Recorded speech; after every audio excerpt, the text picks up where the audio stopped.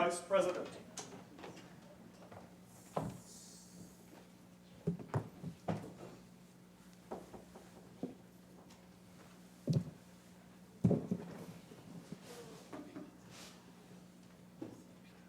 Senator Obika.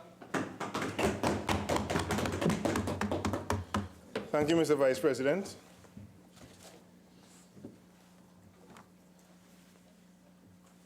Free the herb. Free the herb. Social justice.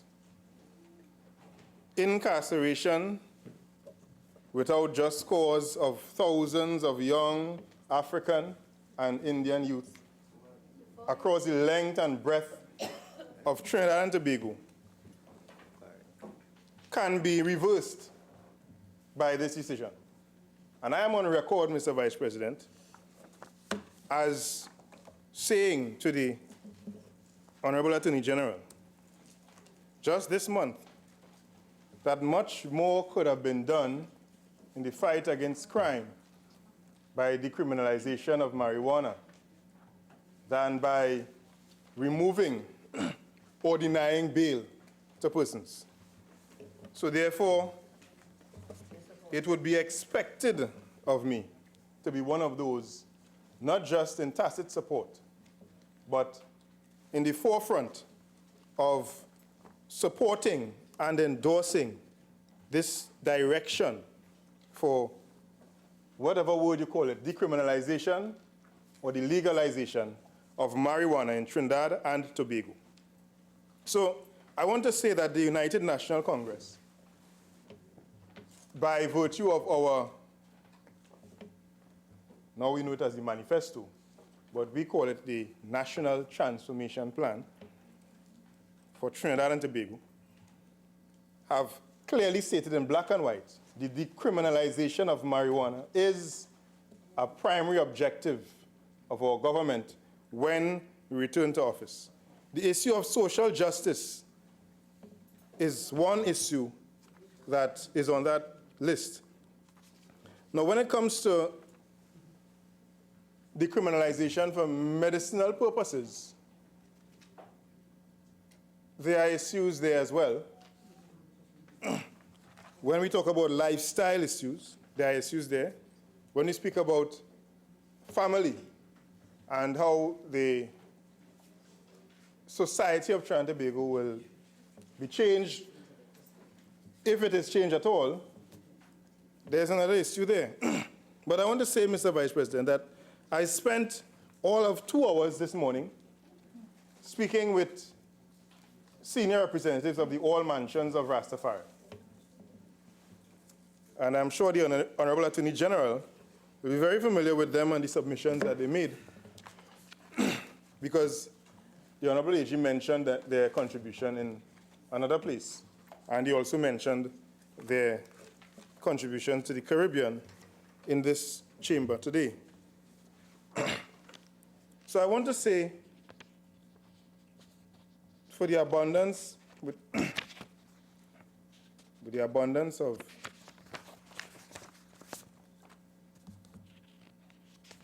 to ensure that there is no doubt to the people of Trinidad and Tobago, to the young people in Marak, on the hills in Marak, in Boshege, in St. Mary's, in Valencia, in Gun Hill, in Warden Road, in Bel Air, on the line, in Marabella. That in Plymouth, that the people, the decision makers who will form the next government in the United National Congress is on their side. We are on the side of the people of Trinidad and Tobago. So, have no fear. There were some questions raised, and of course, with any law, there will be questions raised as to ensuring that there is balance. social balance is important. And I'm very sure, that the same persons who are advocates that I spoke to this morning from all mansions of Rastafari, I made it clear to them that where there is an opposing view, it may not mean that the persons are against necessarily, but they are for something. And they understood and they agreed with me that there are persons who may have issues with, and they also, Mr. Vice President, indicated to me that they themselves have issues with the way in which marijuana, for example, imported marijuana, compressed, as we call it, way in which you have other substances laced in it, changing, of course, what they would consider the herb to actually a very dangerous narcotic that I'm sure Honorable Senator Dr. Diyal Singh would explain how if the wrong components are added to marijuana, you can cause persons to visit St. Anne's. So we are sure that persons, even in the old mansions of Rastafari, will understand that persons who have issues with the just general unfettered access would have concerns, serious concerns. Because it is very clear it is impossible to properly regulate if each and every household in Trinidad and Tobago has 4 plants of any kind, whether it's pawpaw, green fig, or sativa, it doesn't matter. It is impossible to regulate that properly. Where is the manpower for that? That only happens when you do a population census. So that is impossible. We appreciate that is impossible. What is probable is a situation where you have persons or companies or organizations that are involved in large-scale storage, distribution of marijuana are required to get licenses. And there are licenses for land development, envisaged, rehab for youth, school curriculum, land development, transportation, R&D, packaging, cultivation, and so on, that feature in almost all marijuana legislation, but also commercial. But getting now specifically to why there would be issues with the bill, I will start where I would normally end, because it wasn't dealt with much, because most persons start at the beginning and found less time to deal with the issues at the end of the bill. Had to do with the issue of possession of not more than 100 grams in terms of what is the process for discharge? What is the process for persons going before the Mercy Committee, and so on. And the Honorable Attorney General mentioned the case of Lendor, which is part of the case regarding Privy Council matters. And it is clear there the arguments that the Attorney General made regarding how persons can come before and in the difficulty or the problems or the challenges with coming en masse. So that is accepted. What, however, we would want to look at is ensuring that each and every person who is so incarcerated, who can benefit from such a discharge, understands that this opportunity for freedom is available to them. This opportunity for expunging their record, if they are already on the outside, as we say, for possession of small amounts of ganja, is available to them as well, so that they can live a normal life. Because, Mr. Vice President, you would know, as we all in this honorable house would know, that you can't get any job now without a police certificate of good character. Once you have a charge, once you have a conviction on your record, well, dog eat your supper. And your conviction is, if it's for something that we believe at this point only requires community service, then of course it stands to reason that all persons who only suffered such a conviction should also have their records cleaned so they can participate in all spheres of life in this country. Now, when one turns to that, we want to ask the question, Mr. Vice President, how resourced is the committee, not the Mercy Committee itself, because these are office holders, but the secretariat to such a committee? If the Honorable Attorney General could provide some clarity in his wind-up, or maybe another member of the government, how resourced is such a committee? And I see we have some brothers and sisters, some priests from the Rastafari community. We welcome them. How resourced is such a community? How resourced is such a committee? The Secretariat for the Mercy Committee. How resourced is it? If it isn't well resourced, then there'll be a significant bottleneck, we can imagine. If in fact there are thousands of persons either on remand or serving time for matters that can be captured under the discharge that is envisaged here. If it only applies to persons on remand, Mr. Vice President, how much time would it take for the Mercy Committee, based on its current support staff, to get them through the system and to get them discharged and be free? So that's a main issue. That will be a big issue, of course, for it will affect the lives of not only those persons so remanded, but it will also affect the lives positively of their family members, because they will not be free to pursue their life and their lifestyle outside of the incarceration that they suffered. Now, Mr. Vice President, a very important aspect of this bill has to do with the medicinal issue. All right?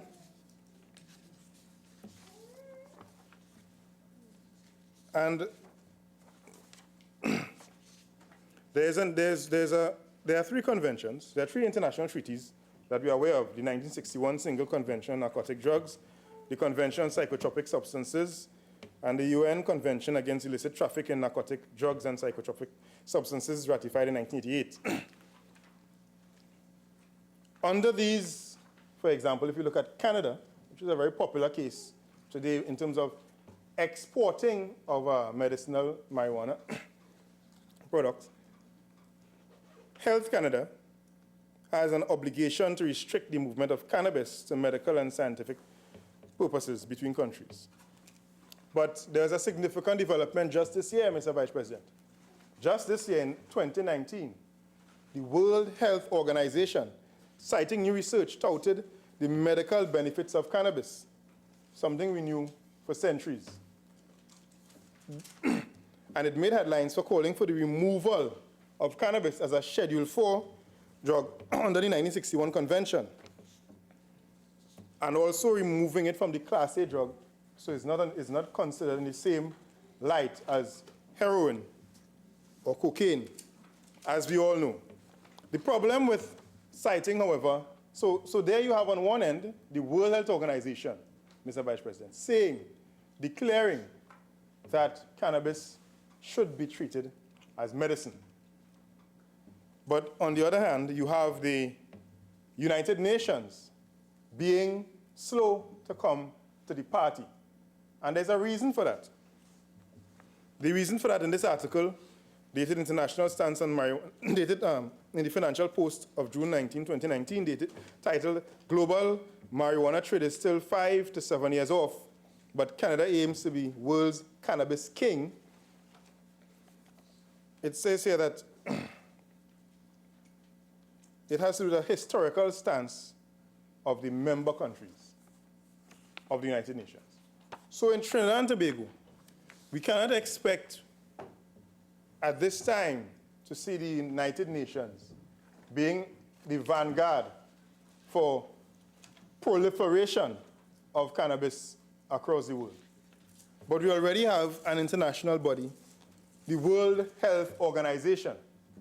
So, Mr. Vice President, if the World Health Organization, who is more of an authority in many ways, much more than one, in terms of health issues, classification of medicine, classification of plants with medicinal properties, we are compelled to follow the lead of the World Health Organization.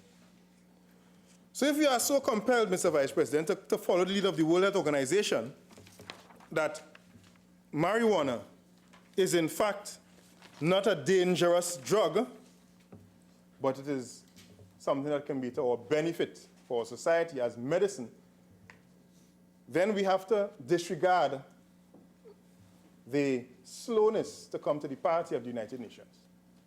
And in this regard, I want to say that CARICOM must be commended, because CARICOM this year answered the call. And it's interesting because CARICOM answered the call through a Trimbegonian, Professor Rosemary Bell-Antwine.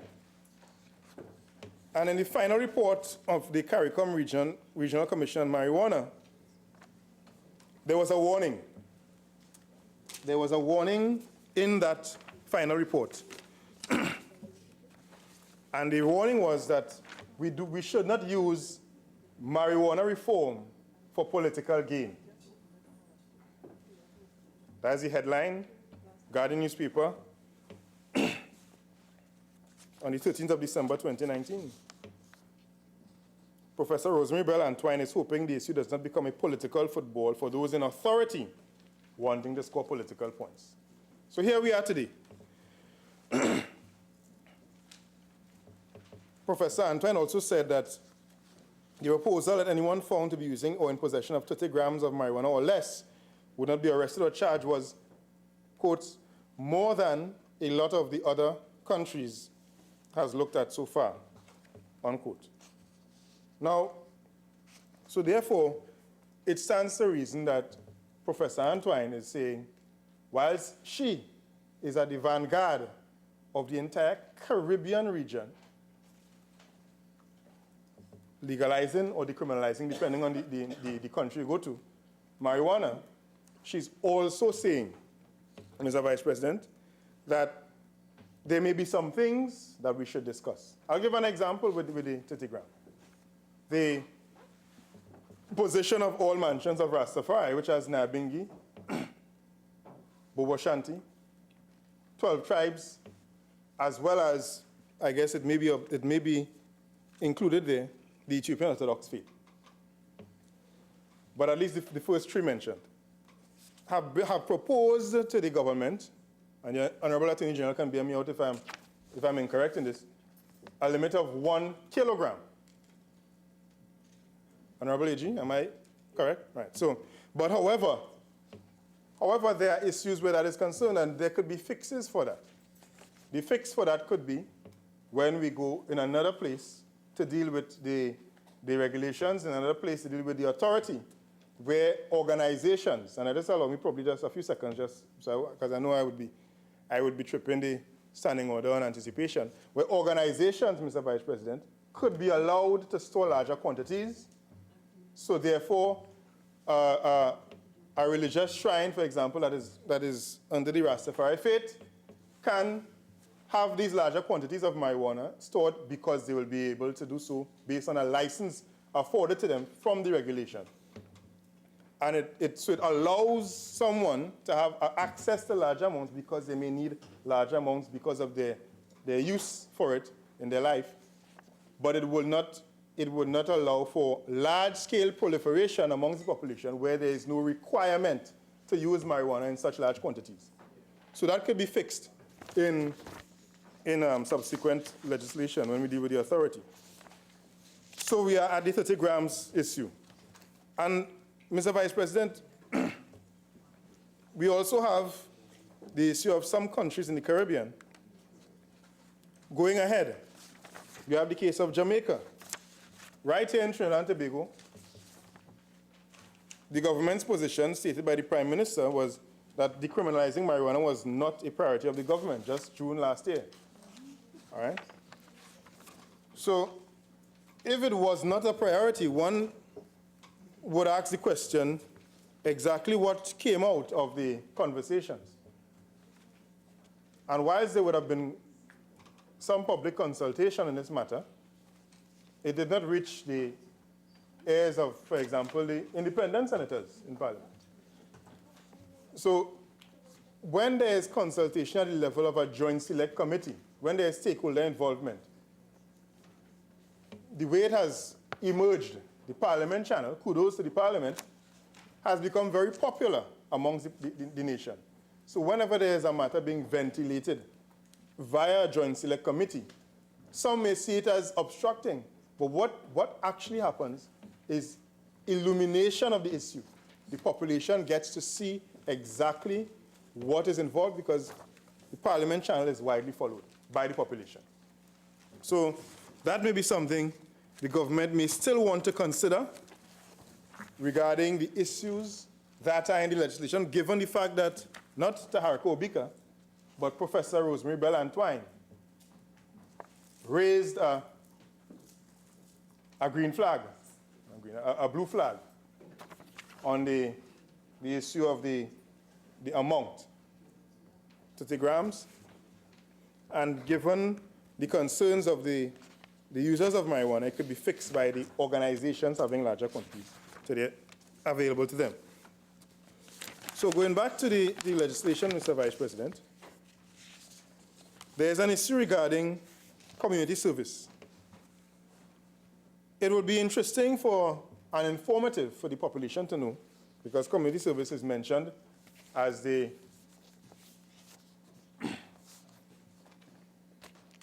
I don't want to say punishment, but it's mentioned as the remedy for persons so caught by the legislation regarding small amounts of marijuana, where it be 30 hours for persons less than, from 30 grams to 60 grams, or if it's 60 grams to 100 grams, 50 hours of community service, if they fail to pay the fine of 50,000 or 75,000 in either case. So it begs the question, Mr. Vice President, what is the system that is at play regarding community service in Trinidad and Tobago? It sounds attractive to the average citizen because it sounds restorative, it sounds reformative, but what exactly would someone do during community service? Does someone get to choose the type of community service they give? For instance, if, for example, someone is a crack-shot accountant and you put them to sweep the street, is that the best use of them for community service? Maybe you can go and find organizations that simply can't afford to do their accounts and make that person do their accounts for them. Possibly. I'm just saying, what exactly is entailed in community service, and is it only putting persons to work in places where they're already Trinbagonians seeking jobs? So in effect, if there's a large number, let's say 500 persons every month on this community service order, what you'll actually be doing is taking away jobs from persons in the regional corporations, Mr. Vice President, because there are persons lining up to sweep the streets, to keep our environment clean, to cut the grass at the side of the road and so on, which also helps with safety for road users. There are persons lining up to get these jobs. So it may be a better look for the community service orders to actually use the skill set of the person. But then, of course, what exactly is involved? Is there proper staffing in place for persons who are committed to community service? Regarding Clause 7, where a person smokes or uses cannabis resin in a public place, and that person should be liable, so a public place. And Senator Mark spoke about the definition of a public place and so on, if someone is using it at a home, at their home. We recognize, Mr. Vice President, that there are many public places that double as private residences. So for instance, someone may be selling at the front of their house, and there are many homes in the country where that is the case. Or the downstairs of their home is a commercial space, a parlor, a hardware, a car wash, a daycare. You understand? Most daycares are in homes, they're not in commercial buildings. How do we define a public space? And is it that persons who have commercial activities being undertaken in the same space that they are in would be allowed to smoke, but within certain hours, when, for example, the place is closed? So probably from 6 in the evening to 6 in the morning. Those are also questions that would arise, because clearly, if one is allowed to smoke in their home and next door is a daycare, Mr. Vice President, there will be a question of conflict. You know, so there are issues where that is concerned regarding our public space. Now, I want to say that I grew up I was born and raised in Point Fortin, and I grew up in Marabella. When I went to secondary school, Presentation College, I traveled from Marabella to San Fernando. And where I lived, the house was one building away from the line. And those who know the train line in Marabella, that is where a lot of despite the fact that there are people living there and families living there, there's a lot of activity regarding marijuana, cocaine. And I apologize to my brothers and sisters in the Rastafari faith, but the persons who I knew selling cocaine on the block also sold marijuana. All right? Now, if you remove now, persons are not going to be charged for holding quantities of marijuana. Then the government must be very clear on cleaning up the presence of cocaine in our streets. It must not be that the same persons who are involved in the trafficking and the distribution of cocaine remain involved in providing marijuana to persons, because there are cases where persons have been accused of getting marijuana laced with other drugs, cocaine for example, so that they could be hooked on it. There's another issue regarding vaping, but I'm not sure if this was a change from what was sent us before, but I'm seeing on page 3 in the definition, of smoke, it includes the use of electronic smoking device that creates an aerosol or vapor. So I guess that fixed that there. However, if the Honorable Attorney General could talk about other varieties, other uses of marijuana, for example, making brownies. If someone decides to open a bakery and have hash brownies available for the public, how would the law deal with them where that is concerned?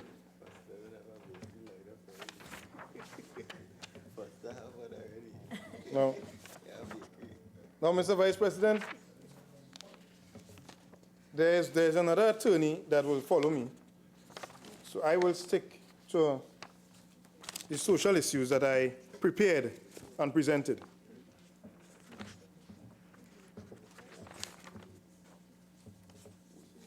I want to read from a document from the World Health Organization. Expert Committee on Drug Dependence has recommended the reclassification of cannabis under UN drug treaties simply for Hansard. And there were several points made.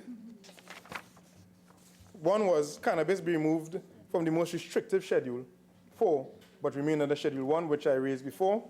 And the removal acknowledges the medical usefulness of cannabis and removes the default treaty recommendation that medical uses be prohibited. So what does this mean?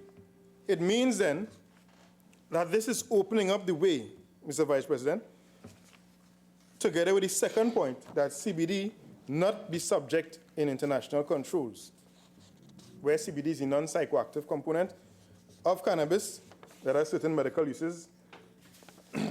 So this directive by the World Health Organization, Mr. Vice President, opens up the way for marijuana trade. It opens up the way for marijuana trade. And because of that, it brings us to the first question regarding the 4 plants, for example. Storage. Someone from the General Secretary of the All Mansions of Rastafari raised an important point to me on storage. He said that if you are allowed 4 plants, and you cultivate, you harvest from one plant, and you collect 1 pound, for example, of marijuana. What are you to do with that 1 pound, Mr. Vice President? Are you to discard it? Are you allowed to store it? Clearly you are not, because the law does not provide for that. If you are allowed to store it, where do you store it? Because you can't store it at home. So and these are issues that could be properly ventilated in a joint select committee. Of course, the law that is to come may contemplate having persons access to storage with persons who are licensed distributors of marijuana. But then this law does not envisage that opportunity for anyone. So therefore, if someone has a plant, they have 4 plants, it's flowering. Let's say they have 3 female plants among its flowering, and they decide, I want to harvest. And they have it there in their home. And they get a visit from their friendly neighborhood police officer with a scale. And they realize, well, you know what, you have too much. You have run afoul of the law, and based on the law, the quantity that you have is greater than 1 kilogram. You tripped the offense related to trafficking, and you would now be subject, based on this, the amendments here, Mr. Vice President, you'll be now subject to a fine of $3 million, I believe. Is correct? $3 million. And up to life imprisonment. So therefore, in the morning, Mr. Vice President, you are perfectly legal. You have your 4 trees in your house. You only have your 30 grams, some in your pocket, some in your medicinal cabinet, in a kitchen. But by lunchtime, you decide, you know what, today's a good day to harvest. And you go and you harvest. And you prepare it. And at that very moment, your friendly neighborhood police officer decides to pay you a visit. And you have more than 1 kilogram when he brings out his scale.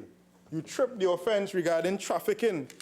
And in the course of one day, you go from being a perfectly legal, law-abiding citizen. But by this law, you go to be a trafficker, and you will now face a multi-million-dollar fine and up to life imprisonment. It makes absolutely no sense, Mr. Vice President. And this is a point raised by the head of the Naibingi order in Trinidad and Tobago. And he said that this is a point that must be raised. And that is why we must find ourselves at a joint select committee. Now, Mr. Vice President, I know it is no secret that there are persons on Laventry Road that get their supply of herbs from someone maybe in Toko. All right? And currently, as we speak, in many schools in the country, many schools, I don't want to call out any school because you know how we are in this country. We don't want to be accused of anything. But we know, this is an open secret. In Trinidad and Tobago, marijuana use is prevalent across the board, all walks of life, whether it be at the university level, whether it be at the secondary school level. Persons, youths under the age of 18. It is across the board. Some persons see it as experimental. Some persons use it as part of their custom. And many persons, you ask her, the regular young person who crossed 16 years old, he could tell you the difference between compress, local, jam, Vinci grade, Moruga grade. They might know the difference, but they could pretend.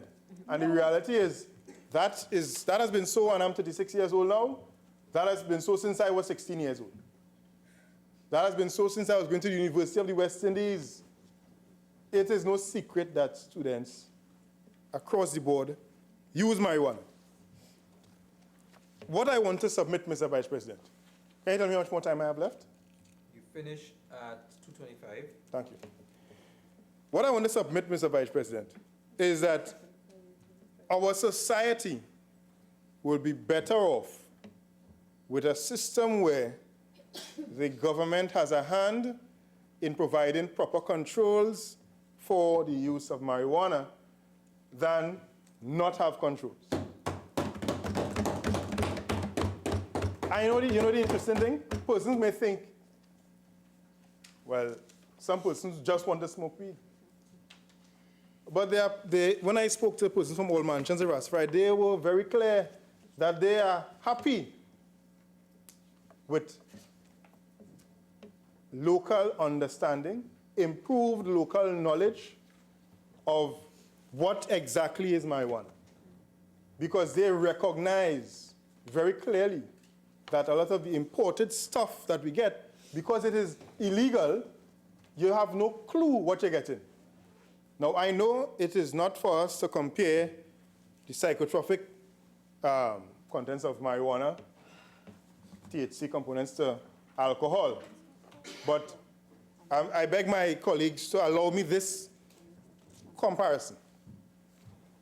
If I go in my backyard, Mr. Vice President, and say, I want to be an entrepreneur, and I cut a half barrel from Nestle, and I fill it up, and I decide to make some babash for the Christmas, I could be locked up immediately. Now, let's say I decide not to, let's say I'm skillful and I don't get locked up. What could happen is, you could have babash that could be poisonous to people, being consumed all over Point 14. You understand? However, because we have regulation, if someone wants to get strong rum for Christmas, they could buy a bottle of Punchin, whether it be Stallion, whether it be Angostura, whatever, whichever brand they prefer.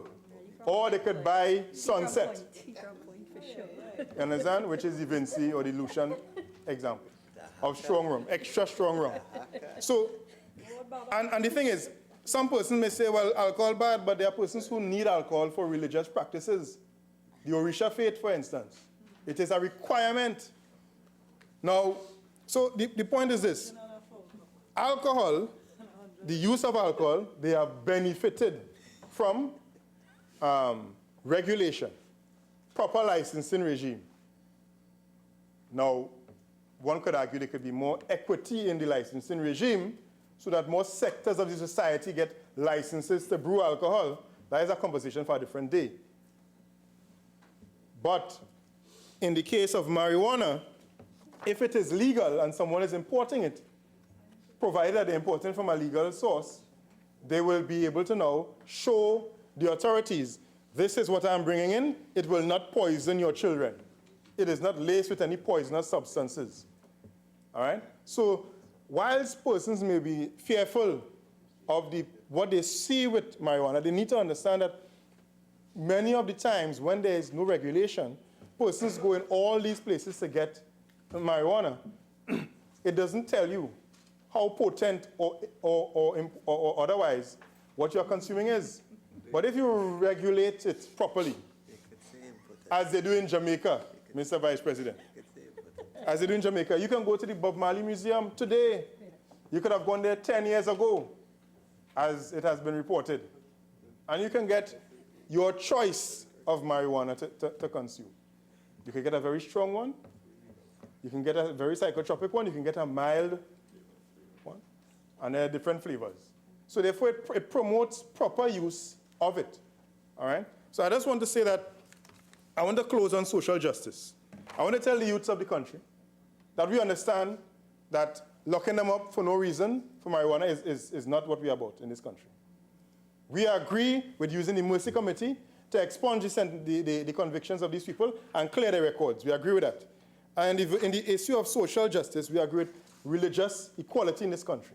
And the Rastafari movement is a bona fide movement recognized by the United Nations. In fact, I was in Africa, I'll close on this point, for 3 years. And in Ghana, ganja is called Indian hemp.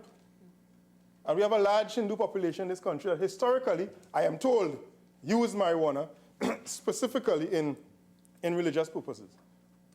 So our country has a long history of using the herb, sativa, ganja, sensimilla, whichever name you want to call it.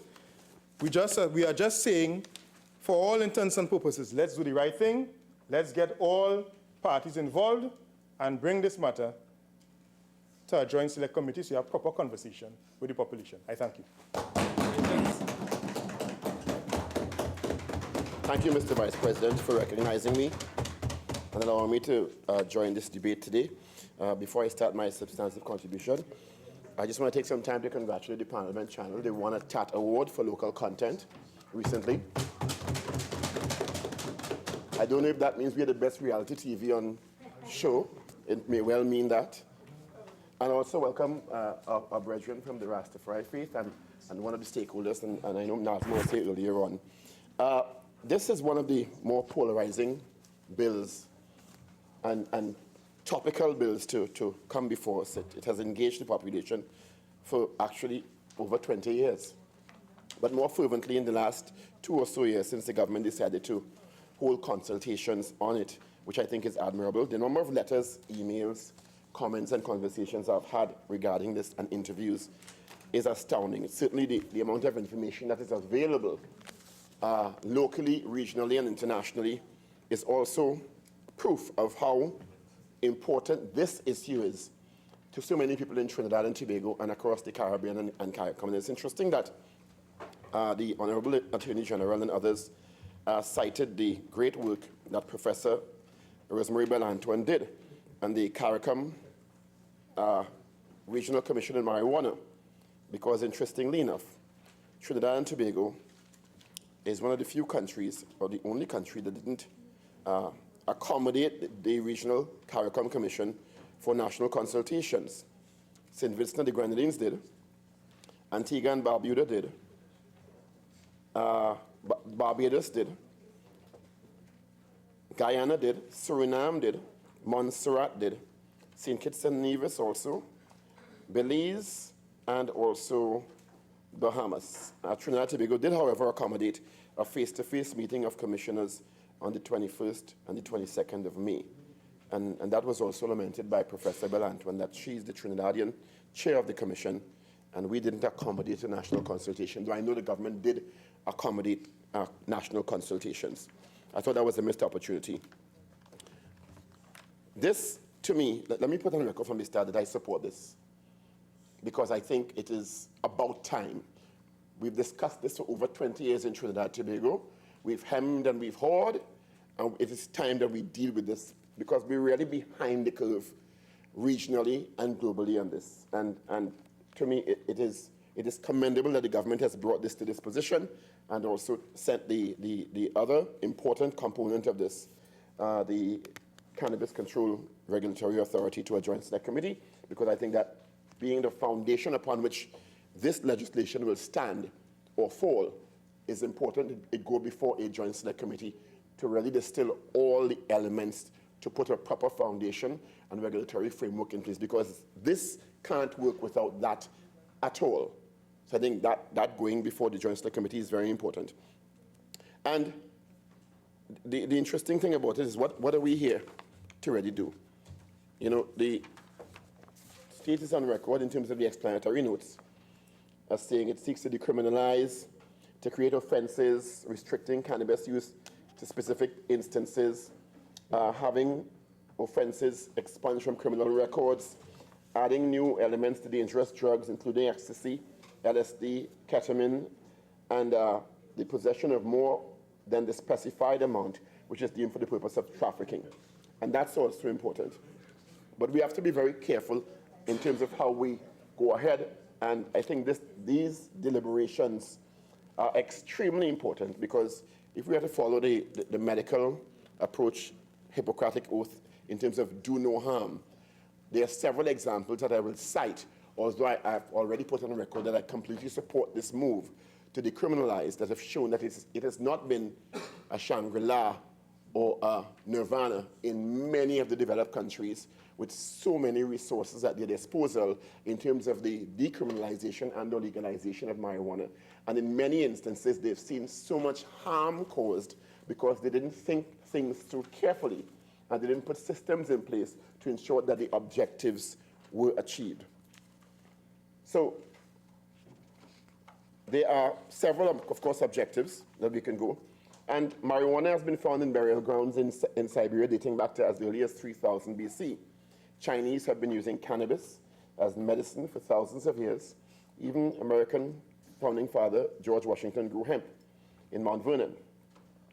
So again, I commend the government for bringing us to this stage, but we really have to deal with these issues included but not limited to the reform envisioned for the criminal justice system, and the Attorney General, the Honorable Attorney General, has done us a great service by providing quite a bit of interesting data in terms of what he's provided this morning.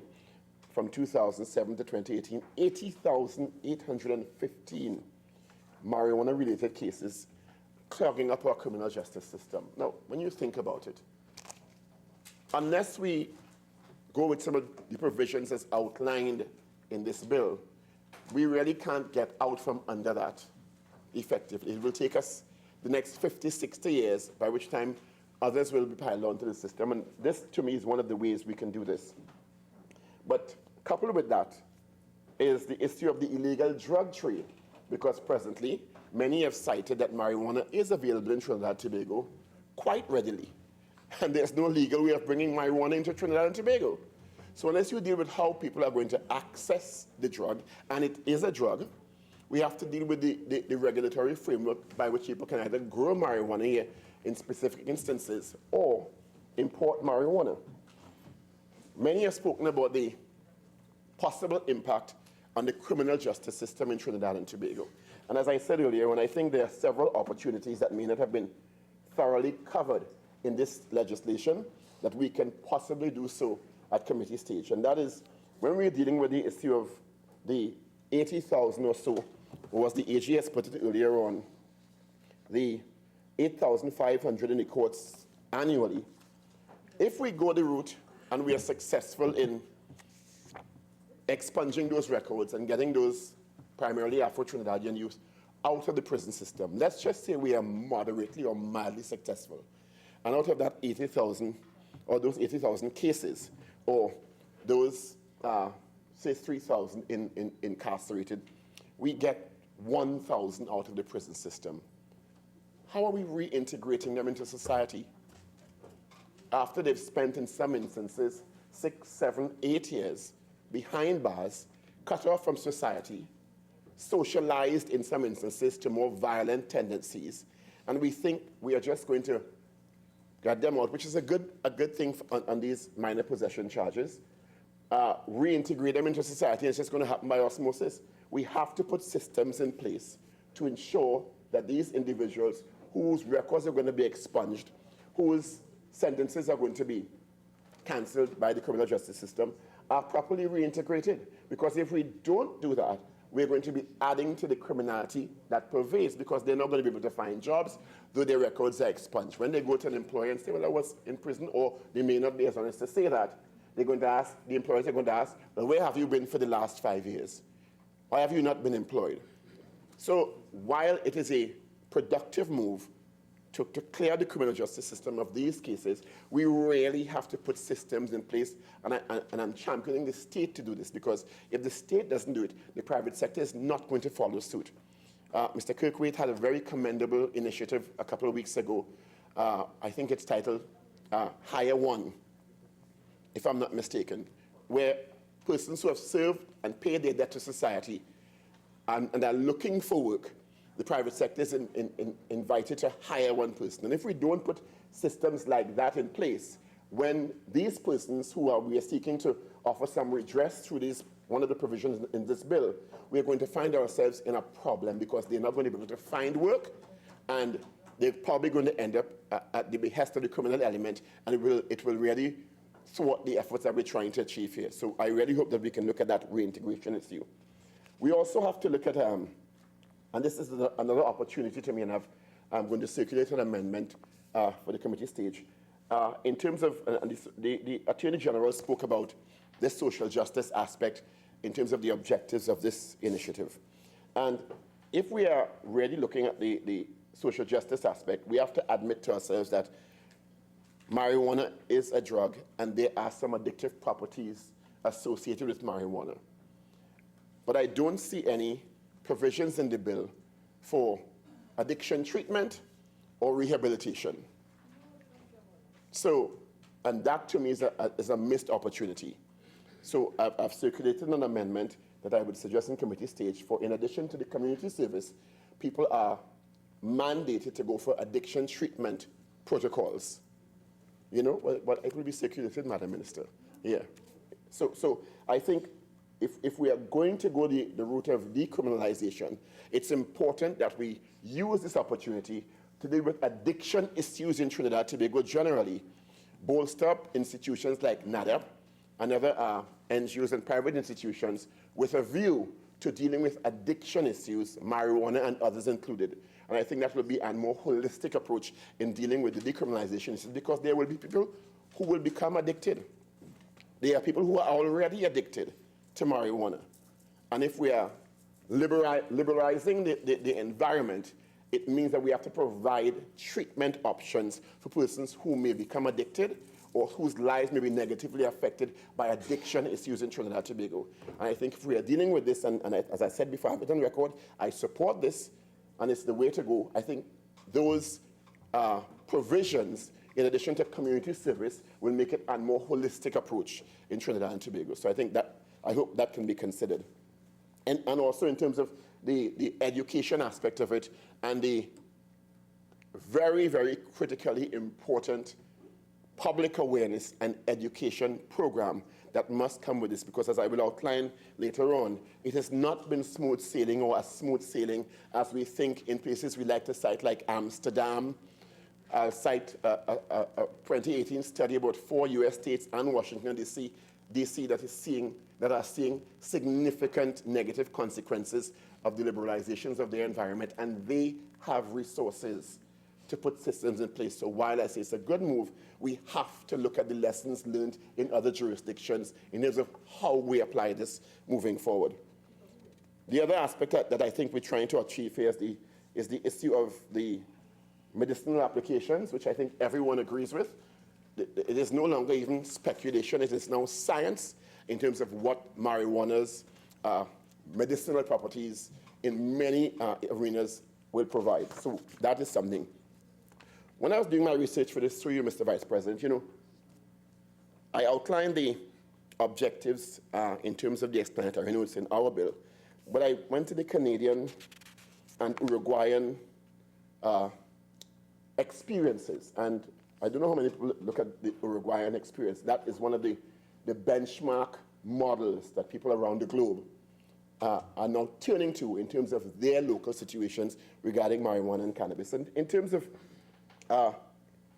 Canadian Cannabis Act, and they have taken a really public health approach to this, as opposed to a liberalizing approach to it, which I think is the way we need to be very aware of. And the purpose of the Act is to protect public health and public safety, in particular to A, protect the health of young persons by restricting their access to cannabis. B, protect young persons and others from inducements to use cannabis, because in their regulatory aspect of their bill, they're very specific even about packaging and commercializing of it, so that young persons in particular, just like cigarettes, are not induced into using cannabis, though it has been legalized in Canada in terms of the legislation. C, to provide for the illicit production or the legal production of cannabis to reduce illicit activities in relation to cannabis, and we are seeking to do that. D, to deter illicit activities in relation to cannabis through appropriate sanctions and enforcement measures. We are seeking to do that. To reduce the burden on the criminal justice system in relation to cannabis, we are seeking to do that. To provide access to a quality-controlled supply of cannabis, we are somewhat seeking to do that. I haven't heard a lot about quality. I heard some about quantities and amounts. And G, to enhance public awareness of the health risks associated with cannabis use. And included in that statement is the understanding is that there are health risks associated, and we can't bury our heads in the sand about that. There are health risks involved with the use of cannabis.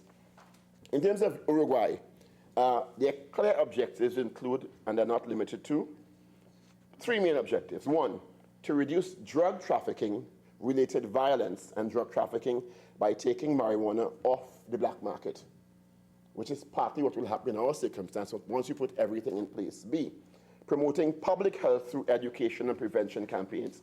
You see the similarity in the Canadian model, where a lot of focus is placed on public health, because you are regulating a drug with psychoactive elements. And also 3, by eliminating the existing legal paradox that allowed marijuana for possession but effectively blocked users from accessing marijuana, which is what we're doing in Trinidad and Tobago. Because if you are granting people the access to use marijuana, you certainly have to provide legal options for them to access it. And in some cases, as Senator Obika said, to store it in some instances, in some special instances. Good law is not simply passing good law. It means ensuring that the law meets its intended objectives by providing systems, resources, structures, and monitoring and assessment strategies to ensure these objectives are being met, with regular revisions to ensure application, enforcement, and compliance. And that is where we fall abysmally short in Trinidad and Tobago. We are extremely effective at passing laws. We are very good at passing laws and amending laws in Trinidad and Tobago. What we are not good at is enforcing the law, applying the law in many instances equitably, and providing monitoring systems and research to see if the law or the laws are reaching their or meeting their required objectives. And the Uruguayan model has certainly provided for that in terms of they've put benchmarks for revisions every year. They've put research and research elements in place to gather data to see if the intentions of the law are being met as part of their legal requirements. Because it makes no sense passing a law and 5 years down the road you have the same problem. So I think that's the model we can adopt in Trinidad and Tobago. One of the issues that I want to really focus on is the issue of marijuana and its impact on young people and developing brains, because this is something we have to be very aware of in Trinidad and Tobago. The human brain doesn't fully develop, and this is science, until you're about 24, 25 years old. And it is now scientifically proven that marijuana elicits, in early use, cognitive deficiencies, particularly in the developing brain. So people who start, and the earlier you start to smoke marijuana, the more cognitive deficiencies and retardation of those developmental issues are more present. So we have to be very, very careful. I think Senator Mark referenced the protection of children as very important, and something crossed my mind while Senator Mark was on his feet, on his legs, through you, Mr. Vice President. So, okay, we can now use marijuana in our homes. In certain amounts, we can smoke. What happens if our children are exposed to secondary marijuana smoke? How do we regulate that and the effect on that on those developing brains? And a parent is well within his or her right now, if this law is passed, to smoke marijuana. And it may have some negative impact on those developing minds through secondhand smoke. We all know about the impact of secondhand smoke, tobacco smoke on children. So what happens in those cases? How are we protecting those children? Because it is science that exposure to marijuana smoke for developing brains has negative impacts on their cognitive development. And we have to look at how we are going to deal with that, because it is a reality. Mr. Vice President, can I quote a Newsday article, February 8th, Friday, February 8th, 2019, by Rachel Espine of the Newsday, I think it is. Young people should not use ganja. People under 25, and I quote, people under 25 should not smoke marijuana as their brains are not fully developed until that age. If they are genetically predisposed to psychotic diseases, it can be harmful. This is the view of Dr. Anthony Pottinger. Now, he's a gynecologist, but he is Jamaican and has done extensive research on marijuana. He was a panelist at the second public consultation on the decriminalization of marijuana held on Wednesday at the Teaching and Learning Resource Center, University of the West Indies, St. Augustine campus. And I quote Dr. Pottinger, "A small amount of any population are genetically predisposed to psychosis. But if those people start to use marijuana at a young age with heavy use, I'm talking about those with less sense than adults or less cognitive ability or reasoning ability than adults, with heavy use for a prolonged period of time, nobody is disputing this can cause brain damage." The other panelists included Attorney General Faris Al-Rawi, who led the discussion on the government's behalf. Also included in the panel were Minister in the Ministry of Legal Affairs, Fitzgerald Hines, and cannabis expert Marcus Ramkissoon, who I believe is with us today. While Pottinger dispelled the idea that people who smoke marijuana will lose ambition and risk developing schizophrenia, he did not support young people using marijuana at all. So that is also a cautionary tale. that we need to take into consideration because it is scientifically proven. And I will go into some articles that have took the liberty of bringing to prove that. I want to quote another bit of research, National Academies Press, The Health Effects of Cannabis and Cannabinoids, I never get it right, and the Current State of Evidence and Recommendations for Research 2017, Developmental Implications Among Adolescents, and I'm not going to read the whole thing. While adolescents were clustered in many of these systematic reviews and tests and research, it's important to note that they were the minority, less than 20% of the full sample. However, the information is quite profound. Data in cited systematic reviews and elsewhere continues to indicate that an early age of initiation tends to be connected with bigger differences in brain functions during adulthood. The brain does not fully develop until approximately age 25, I said it before. And data from the field of alcohol also reflects the use of that substance and its impact on the developing brain in that instance. So you see, the developing human brain, particularly adolescents until 25, is a very sensitive situation we need to be aware of. So we need to protect those people. This interferes in cognitive function during the adolescent and emerging adult years, which overlaps with the critical period for many young adults, primarily responsible to receiving their education, and it could very well interfere with these individuals' ability to optimally perform well in school and other educational settings. So our age, legal age is 18, and this is saying the benchmark is 25. So we see the disparity there already in terms of the possible risks, right? Also from the same article, the National Institutes of Health, NIH, for the landmark study on brain development and child health, adolescent brain cognitive development. The ABCD study is the largest long-term study on cognitive development, tracking the biological and behavioral development of at least 10,000 children beginning at ages 9 to 10 for 10 years through adolescence into early adulthood using neuropsychological evaluations and advanced brain imaging to observe brain growth with precision. The study began in 2015 and examines how biology and environment interact in relation to marijuana use. So they answered a couple questions. Is there an association between cannabis use and memory? And I'm quoting in a review, 22 studies assessed memory, including working memory and other memory functions using various neuropsychological tests as the Steinberg tests, Trailsby, Enbach, Reschler, including spatial working memory and digit span. These studies showed moderate to strong evidence for acute interference of cannabis on memory, particularly with younger people. There is a moderate evidence of a statistical association between acute cannabis use and impairment of the cognitive domains, including learning, memory, and attention. We need to take note of that. So while we are putting systems in place to regulate, which I will keep saying I agree with, we need to be very, very careful about the impact that this can have on our younger people. Mr. Vice President, I'd like to also go now to the article I referenced earlier. It's called Smart Approaches to Marijuana, Preventing Another Big Tobacco, and it looks at lessons learned from 4 U.S. states and Washington, D.C., including Washington, Colorado, Oregon, Arkansas, and D.C. itself.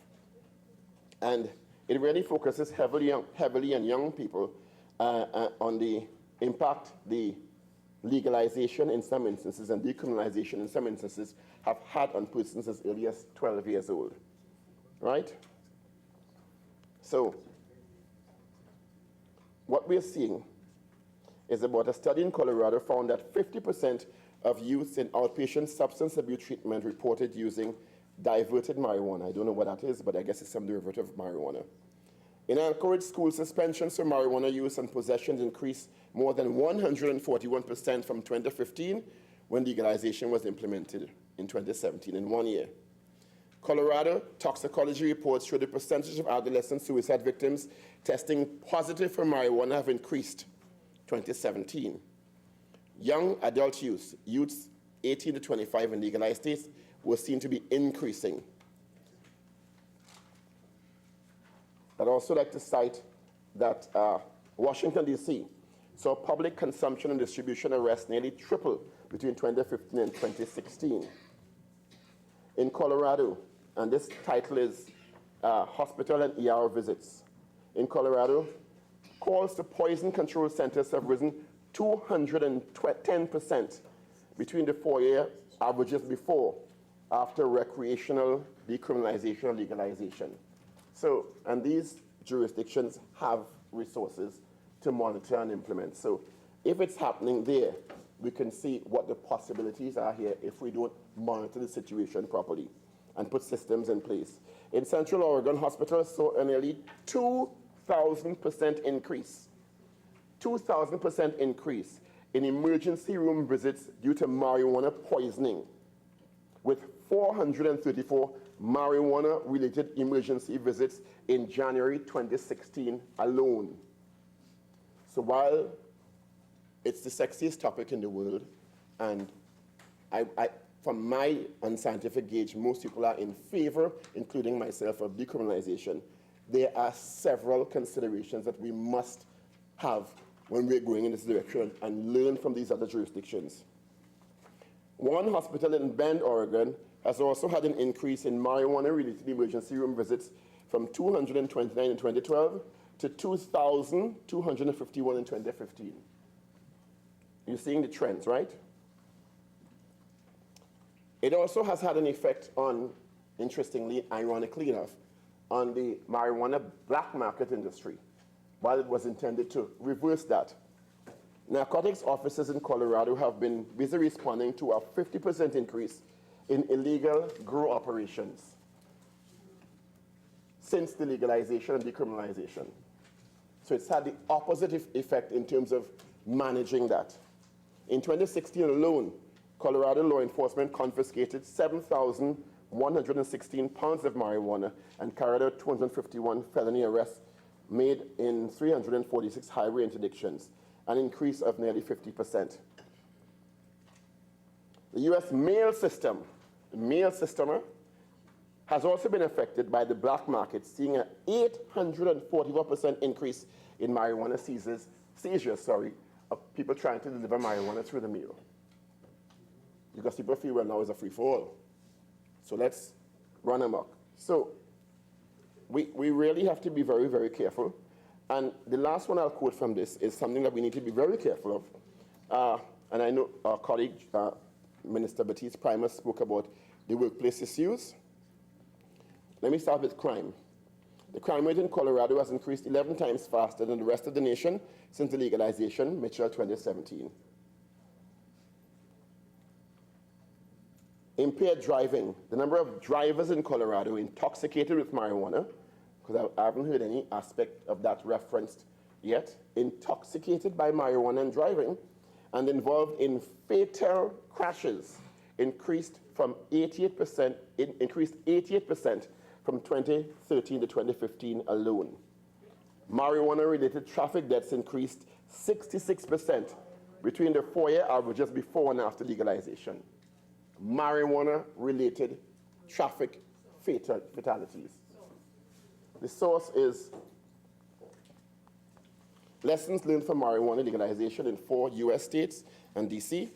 It's called Smart Approaches to Marijuana, and it's out of the University of Colorado at Denver, Harvard Medical School, Boston's Children's Hospital, University of Connecticut, Yale University, and the University of Kansas. So it is quite a credible document. So I say that to say that while I will keep saying it on the record, I think we're going in the right direction. Let us not get carried away and underestimate the possibilities of these situations happening in Trinidad and Tobago and totally missing the mark in terms of our initial objectives. We have to put systems in place to deal with these things. Otherwise, we're going to end up in a poorer state than when we actually started.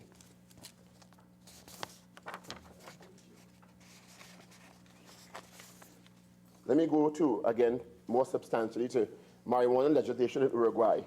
And the author is Ella Jordan, 2018, and the organization is the Center for Public Impact.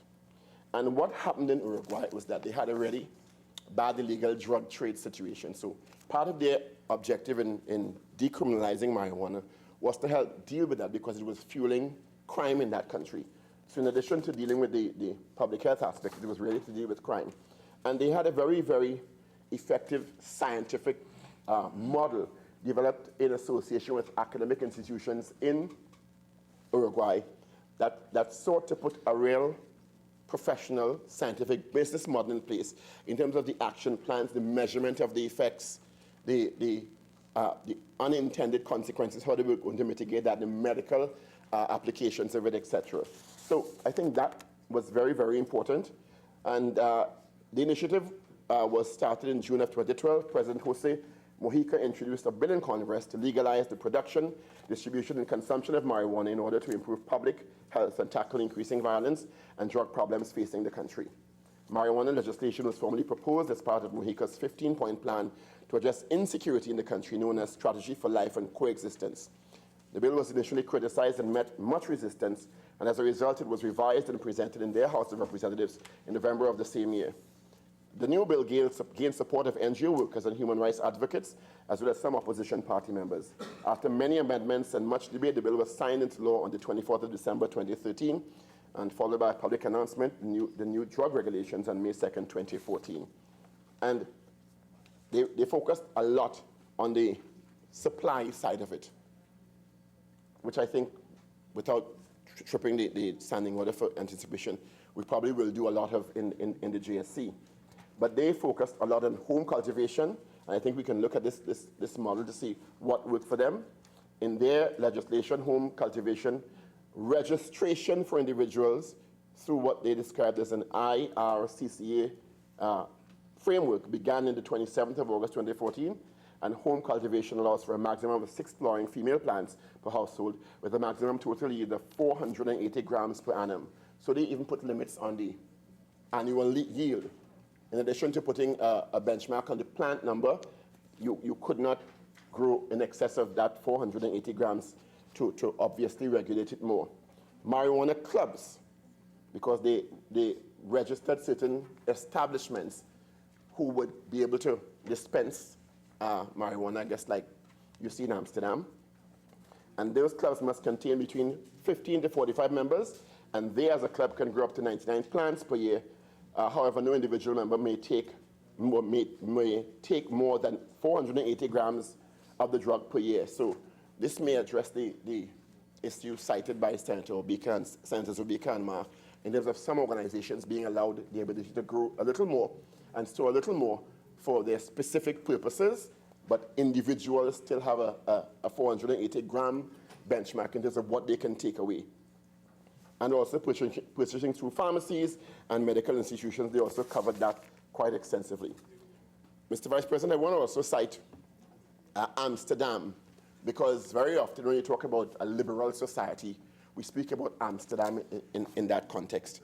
And most people think, well, Amsterdam, you could get marijuana there for decades now. Prostitution is legal under certain circumstances. It's a very, very liberal society. But what people don't get is the backstory about how that has, what it does to the country itself.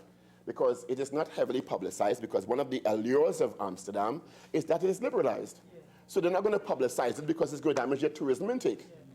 But there are serious challenges that Amsterdam has faced over the years since they've become a liberalized society in terms of marijuana, etc. And I want to quote a Reuters article, long famed, and I quote, long famed for its casual attitude to marijuana use.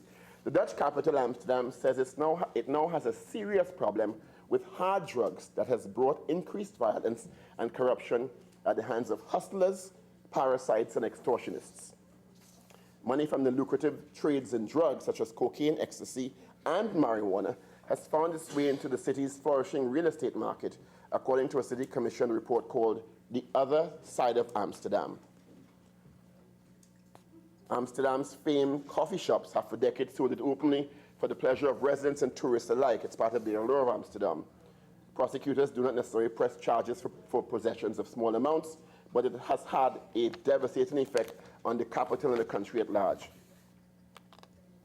A top at the top of a criminal chains, these criminal chains are wealthy, organized crime bosses who may not be physically located in Amsterdam, the report said. So one of the things we have to look out for is possibly because criminals are very creative to what they consider soft targets. So when we liberalize our environment, we have to guard against external forces and internal gang leaders. Gangsting, as they say, people to grow the limited amounts in the house and come in and collect it. Think about it. It happens in URP. It happens in several state agencies.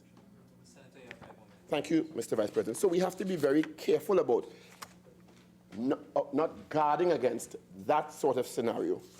And it's very important that we put systems in place so that people are not exploited and the gangs are not able to invent another level of criminality in Trinidad and Tobago, much to all our detriments. So I will end by going through an article called Is Marijuana Addictive? And also focusing on the rising potency levels in marijuana since many of these jurisdictions went through their decriminalization processes and the legalizing processes. Because in most of these, the author is John Hopkins, Bloomberg School of Public Health, 2015. This is the same thing, right? And it goes, and I'm going to praise it because of the limited time. Marijuana use disorder becomes addiction when the person cannot stop using the drug, even though it interferes with many aspects of his or her life. Estimates of the number of people addicted to marijuana are controversial, in part because of the studies on substance abuse often use dependence as a proxy for addiction, although they're separate.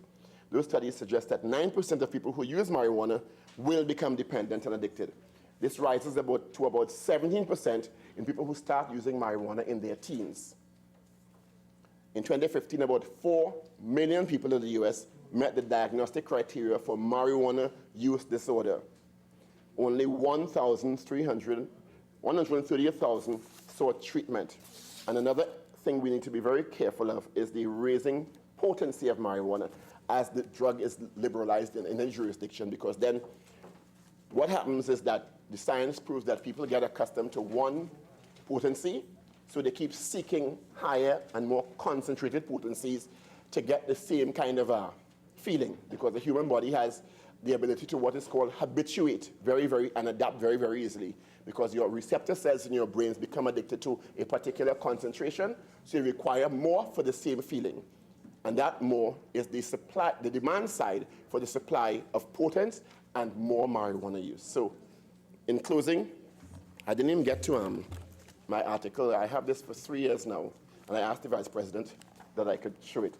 And this is National Geographic in June of 2015, which says, and the title is Weed, the New Science of Marijuana, and it is a fulsome repository of information related to medicinal use and also the possible harms any jurisdiction must guard against when they're thinking of going in the steps that we are going in. And it focused extremely heavily on the 11 to 19 age group, because they are the ones who had been most affected when the research studies were done in most of the jurisdictions, because the laws would usually state adult use only, but it gave a social and psychological imputation to young people that, well, society is doing it now, so I need to do things that make me feel big and adult too.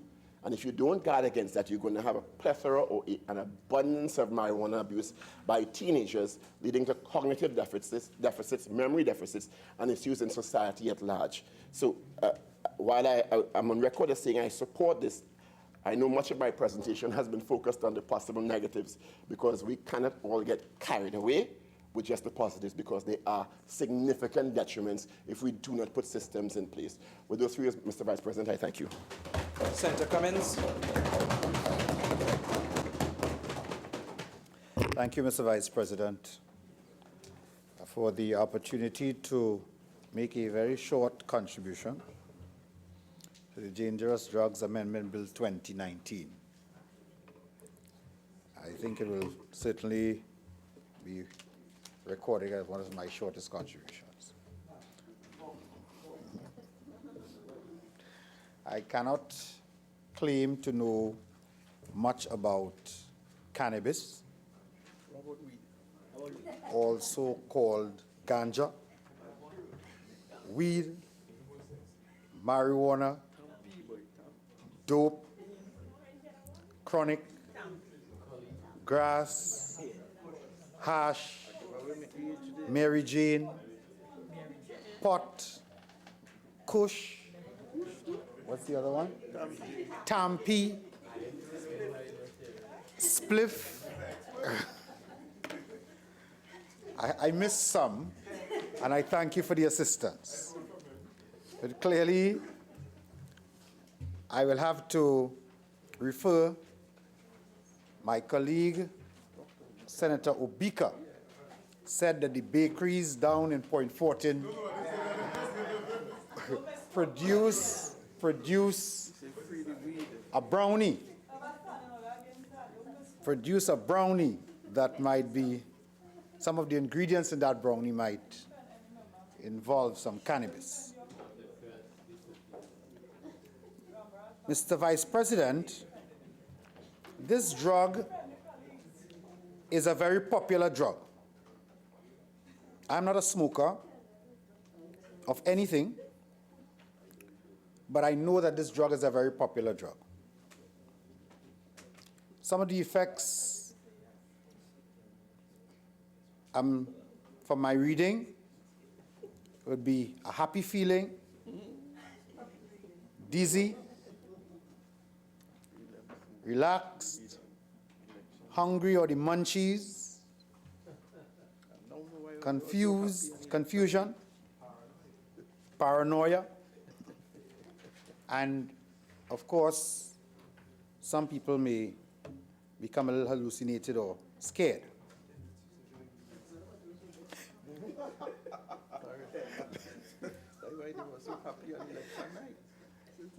We have heard a lot about the benefits in terms of the medicinal use. But Mr. Vice President, I want to commend the Attorney General and his team for this bill. I take my mind back to the village Wewe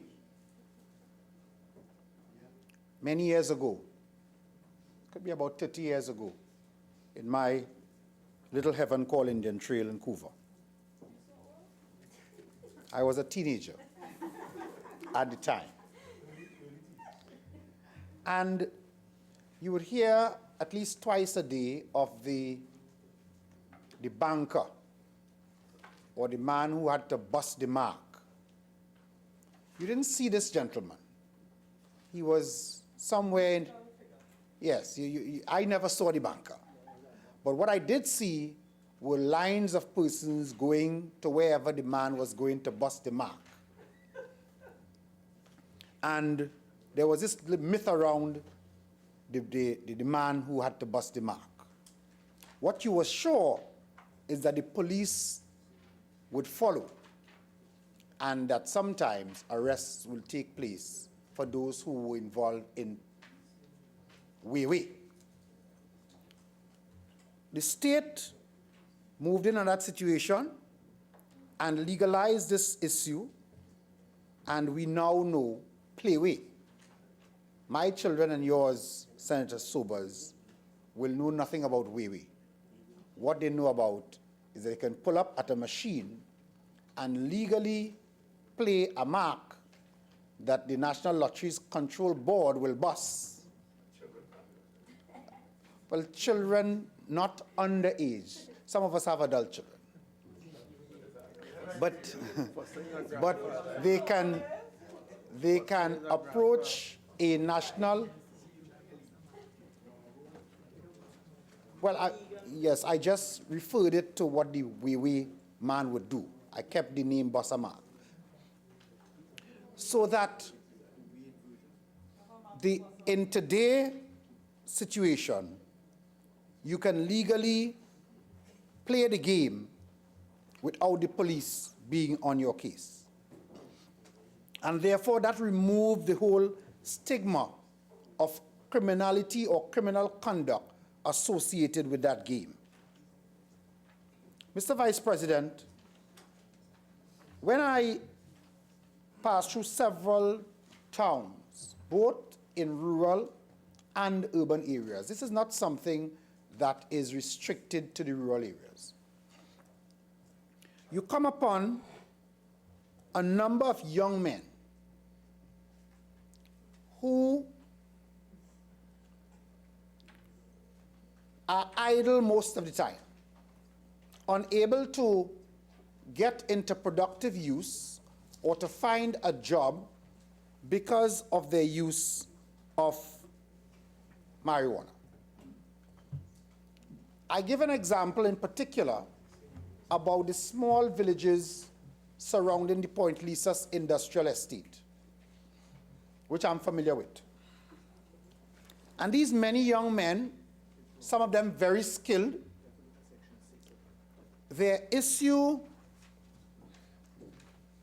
that causes them to be unable to get or find gainful employment will be as a result of the fact that they have sometime run into contention with the law on the use of marijuana.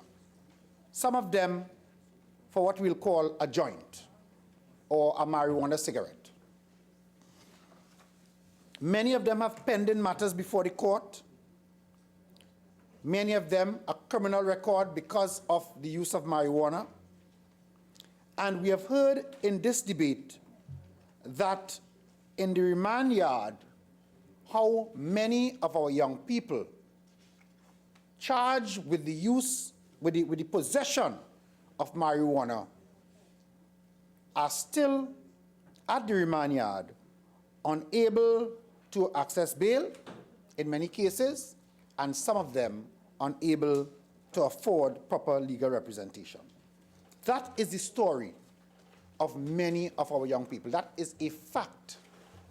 And I took some time to read what has taken place in relation to the use of this drug in some of our neighboring territories, in North America, Canada, and some parts of Europe. The story is the same. No different. As a matter of fact, taken off from Senator Richards, who spoke about the possibility of mass use of this drug in the event that this law is passed, I came across an article written by one Jim Dryden, July 2018, who has been looking at the follow-up from the decriminalization of this drug in other territories. And he says that following the passage of the law, there is no evidence that the use of the drug has spiraled. In other words, what he's saying is that those who are using the drug now, of course, continue to use it, free from the criminal punishment and exposure associated with it. But it is not that decriminalizing the drug is going to cause any wave or widespread use of it. Mr. Vice President, do we understand what it would mean to a young man of any race who had a career in front of him,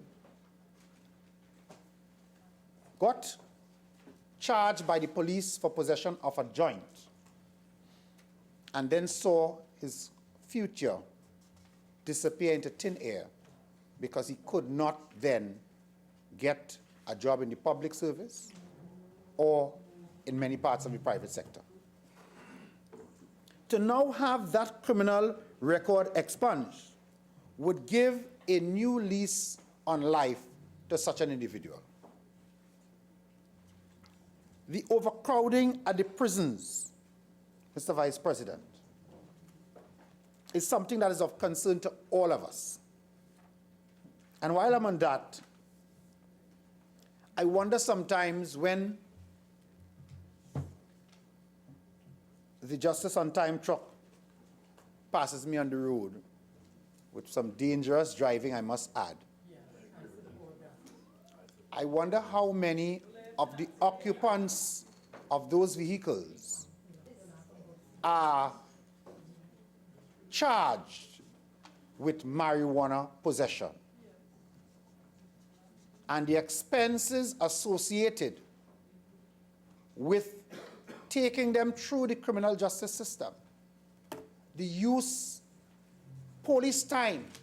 How many of us have heard the stories of persons in need of police attention for serious matters and being told that the police cannot come because they have no vehicle, etc., etc., etc. These measures being taken will certainly free up a lot of the police time to allow them to focus on matters that we would all love for them to focus on. The court, the backlogs in the court. I visited the magistrate's court as part of a village council, again, many, many years ago, and having to wait for, we were doing what, I don't know if they do bazaars anymore, but it was a bazaar. I haven't heard a bazaar in a long time. No, I really haven't heard a bazaar in a long time being advertised, but that's what it was. And you had to sit and wait for all the cases in the court to be called out before the magistrate would deal with the application for the liquor license. So you had to spend some time in the magistrate court listening. I'm sure Senator Sobers or other practitioners who are in the court system knows what I'm talking about. And many of the cases that came to the magistrate attention had to do with possession of marijuana. Many young people, in particular young men, matters being put off, having to go back up to the remand yard and come back on another occasion, in some cases years before a matter could be settled. Waiting on justice because of this marijuana cigarette. We heard about the overcrowding at the prisons. And when you have young men charged for possession, going into a situation in remand where they have to now, possibly where they are unable to access bail, some of them, waiting years for trial, interfacing with hardened criminals, so to speak, and therefore these young men, some of them losing several years of their life, Mr. Vice President. And this bill, the effect of it will be to remove the criminality out of the simple possession of marijuana. We hear of all the associated crimes at the retail end of this industry, for block violence, as people fight to retain or control turf. Young men using this as an industry, almost as the prohibition of alcohol, when alcohol was a prohibited substance, and the industry went underground. As the industry is underground, it creates the environment at the retail end, even at the wholesale end, but at the retail end in particular, within the communities, where different young entrepreneurs, so in inverted commas, get involved, and all the associated crime that goes with that. I know of an instance in particular, Mr. Vice President, where two young men, one 19 and one 21, lost their life because the person who was running the block felt that they were selling too close to his business place, and the end result of that was that these two young men lost their life. And so we cannot bury our head in the sand as to all that is taking place in relation to the use of marijuana in Trinidad and Tobago. Mr. Vice President,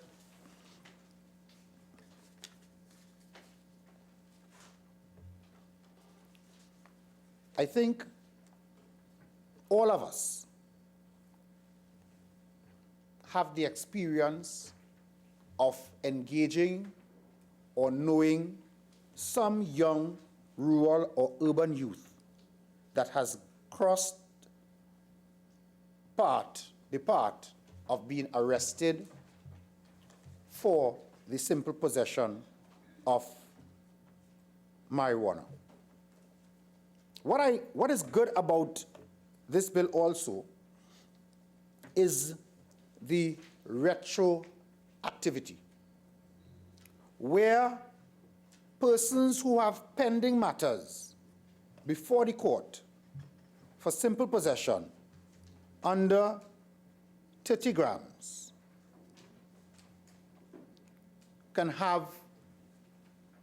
take the benefit of this law when it is passed.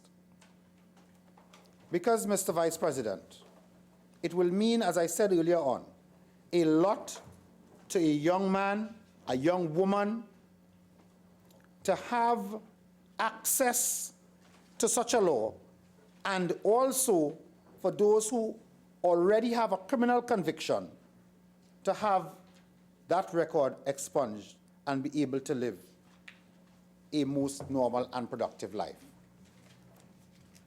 As I said at the beginning of my presentation, I want to focus on how this law is going to touch the lives of many young people in our society. I want to reiterate, Mr. Vice President, that from the research that has been done, it is clear that the decriminalization of marijuana has not led to any upsurge in the use of the drug in the states that have decriminalized marijuana. Right? And therefore, while I hear that concern, the research does not support that. I pointed out, you may not have been in the chamber, Ms. Senator, but I did ask you, stepped out for a short while, asked you to read an article by Jim Dryden, July 20th, 2018. All right, you can just pull that up, and he did some research on it. So, Mr. Vice President, again, I want to commend the Attorney General for bringing this piece of legislation. I ask our colleagues on both the independent bench and the opposition bench in particular to lend their support to this piece of legislation that is certainly, which has, as we clear, the benefits have been outlined, and which certainly will move us a step closer to the improvement of the criminal justice system and to the improvements of the lives of many of our young people in Trinidad and Tobago. And I thank you. Senator Thompson-Aye. Thank you, Mr. Vice President. When I was a young girl, I thought only the boys on the block smoked marijuana. I would smell it, and I would hear the smoking. When I got to university, I had occasion to use a room as a full year one rep, and there was something called the I room. And when we passed that room, there was that smell again. Weed. I didn't think people at university would smoke weed. But I never actually saw a cigarette or weed until sometime after, when one of my colleagues was rolling this thing and asked me if I wanted to try it. And I was so surprised, I asked, "Where did you learn that?" She had learned that from a doctor. So I realized Not a doctor of medicine. that this thing was in high places. Not a doctor of medicine. A doctor of medicine. High places. A doctor of medicine. Then I read in the newspaper that a prominent member of the bar and something happened in a particular place in strange circumstances, and about files disappearing from the registry. And I sat in my shoes and I wondered.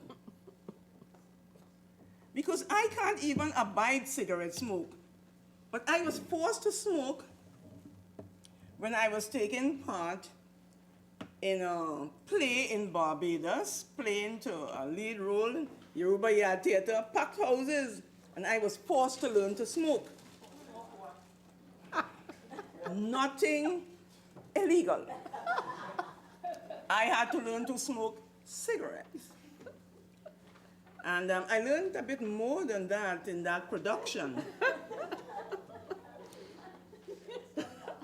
From the artistic director and the producer who had a relationship. So I learned more about also relationships. But I will leave that for another debate. We are a very creative people.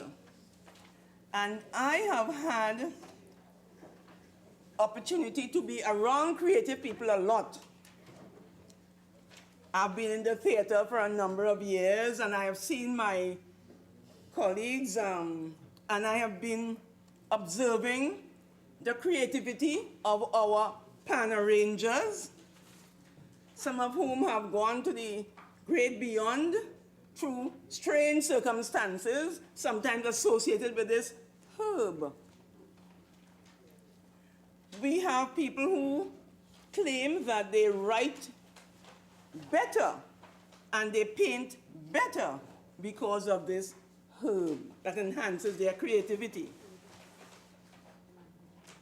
They even produce better calypsos and sing better because of this herb. We have come here today because the Attorney General has said to us that it is about social, what is the words he used? Social justice. And I made an unfriend yesterday. I'm going to make another unfriend today. I won't even look in the direction of the person. But I remember when, what you're looking at, behave yourself. When, forgive me, Mr. Presiding Officer, when the Archbishop spoke about so many people on remand and couldn't we do something about it, we were told by the Attorney General that really, if we are to get those people out of the prison, it would be negligible amount. And I am wondering how come now it's going to make so much of a difference with the people who are in prison on remand or have been convicted because of marijuana use. I am also happy, I'll give away in 1 minute. I also wonder as to how it is that we're now hearing about a mercy committee going to sit to deal with those things when the Mercy Committee has not been sitting for some years now? I'll give way. First of all, the Mercy Committee sits continuously. I'm a member of it, and it has been sitting for many, many years. Senator Choate was also a member of the Mercy Committee, if I'm right, previously, and it sat previously as well. So that's point one. Point two, yeah, When did it last sit? last week. And before that? The week before, probably. The point is we've been sitting continuously. So we've done umpteen matters at the Mercy Committee. I can certify that for sure. Secondly, the Archbishop spoke about doing persons who were past maximum sentence. In other words, then they were in remand and they had gone beyond the number of years in remand for what the offense would do. The judiciary did an exercise with the prisons. 7 people were allocated. They appeared before the courts to do a maximum sentence indication. In the marijuana cycle, the numbers are approximately 8,000 people per year. So it's vastly different from what the Archbishop was talking about with 7 people having in fact been found in the prisons. The complication was that we couldn't get people who were out for multiple offenses. So they may have passed maximum sentence for charge A, but charge B and C was still running, and the DPP wanted to make sure that they had the evidence of bad character available in the event of conditional releases. So it was all dealt with, Honorable Senator. Thank you, Honorable Attorney General. But the question of the Mercy Committee, there is some disparity in what has been said, so perhaps one of the fellow ministers can deal with that in a public place quite recently. Now, there's a definition in the legislation of, smoking marijuana, yes? And I would like to refer you to Oprah Magazine, April 2019, one of my favorite magazines. There is an article written by Rachel Jacoby Zoltan, and it's entitled Feeling Good. And she says you can smoke it, vape it, sip it, or spritz it. You can bake it into brownies. You can find it in lotions and potions to rub on your skin, tinctures to drop under your tongue, capsules to swallow, oils that have been added to your latte or ice cream. And I hope that latte outside there is safe. Cannabis is everywhere these days, and to hear its proponents talk is the fix for everything that might ail you. But is it? So I went to look at the meaning of spritz. So perhaps you can look at it because it tells you can spray it. And you know that we are very innovative. So you can spray it like perfume sometimes. And maybe that is one of the things that I said that we can look at.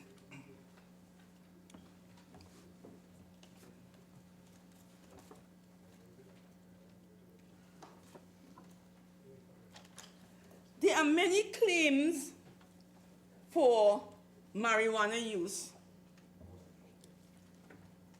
and the good effects, and one of which we heard from the Attorney General, Mr. Vice President, at the beginning of the presentation, and that is the alleviation of chronic pain.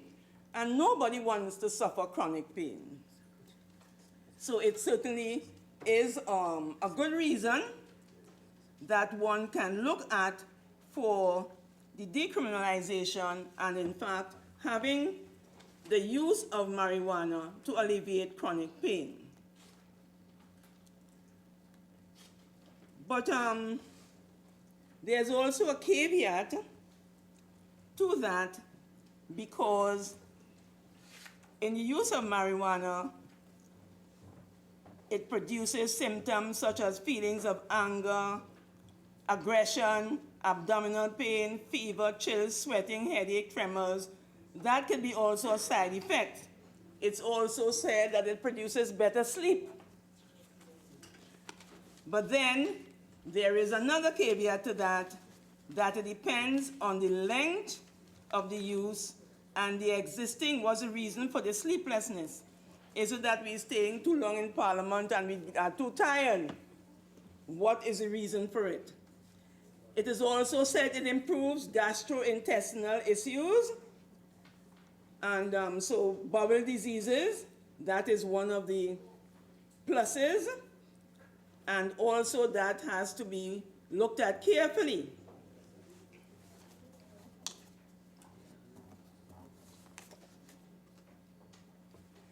Another positive effect is that it mitigates anxiety,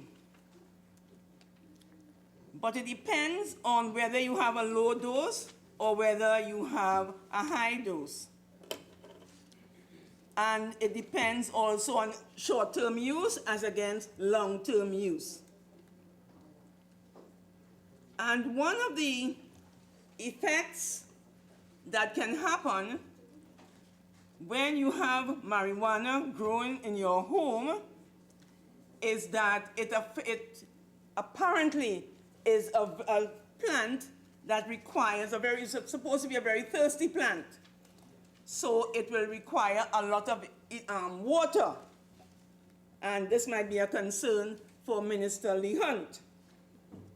It also requires high-intensity lights, ventilation equipment. So that is one of the things that one needs to look at. Now, it has also been said in another issue of the Oprah magazine, so she's been dealing in July 2019, the ABCs of CBD. So apparently, quite a lot of interest this year in marijuana and what's happening with it. And she talks about the question of marijuana or cannabis creating quite a buzz in skincare. It is cropping up in serums, masks, and creams that promise to leave the skin clearer, smoother, and more youthful. And many times when I meet my law students, they say, but Mrs. Ahi, you taught me 25 years ago, and you're looking the same way. And I say to them, you know, you are a good lawyer. So maybe I should say, maybe it is marijuana. So when we look at what is happening with this legislation, there are some concerns in particular with what happens with our children. Under the Convention on the Rights of the Child, Article 33 enjoins us as state parties to take all appropriate measures, including legislative, administrative, social, and educational measures to protect children from the illicit use of narcotic drugs and psychotropic substances as defined in the relevant international treaties, and to prevent the use of children in the illicit production and trafficking of such substances. Are we adequately protecting children from the drug? We are not legalizing it. We are decriminalizing it. And from coming into contact with the drugs, because if you have the drug within your home environment, what is to protect the child when the mother says, or the father, or the older brother and sister, go and wear the marijuana plant for me, please, or the child decides to interfere with that plant? How can we prevent this? How can we prevent children coming into contact with the drug, interfering with it, and experimenting? Because, you know, very frequently, children like to do with what they see their older peers, their older brothers and sisters doing. In the National School Code of Conduct, no one is permitted to have on their person or under their control an illegal drug, either for personal use, trafficking, or for any other reason, and specifically smoking and vaping, use of electronic cigarettes, also known as e-cig, vape pens, hookah, vaporizers, any other handheld electronic device used to create the feeling of tobacco smoking is prohibited in all school buildings, inclusive of classrooms. Now, in the definition of public space, it doesn't specifically mention that it excludes educational institutions. The question of educational institutions comes later on in the bill. So perhaps we ought to make it clear from the outset that educational institutions are in fact places that are excluded under the legislation.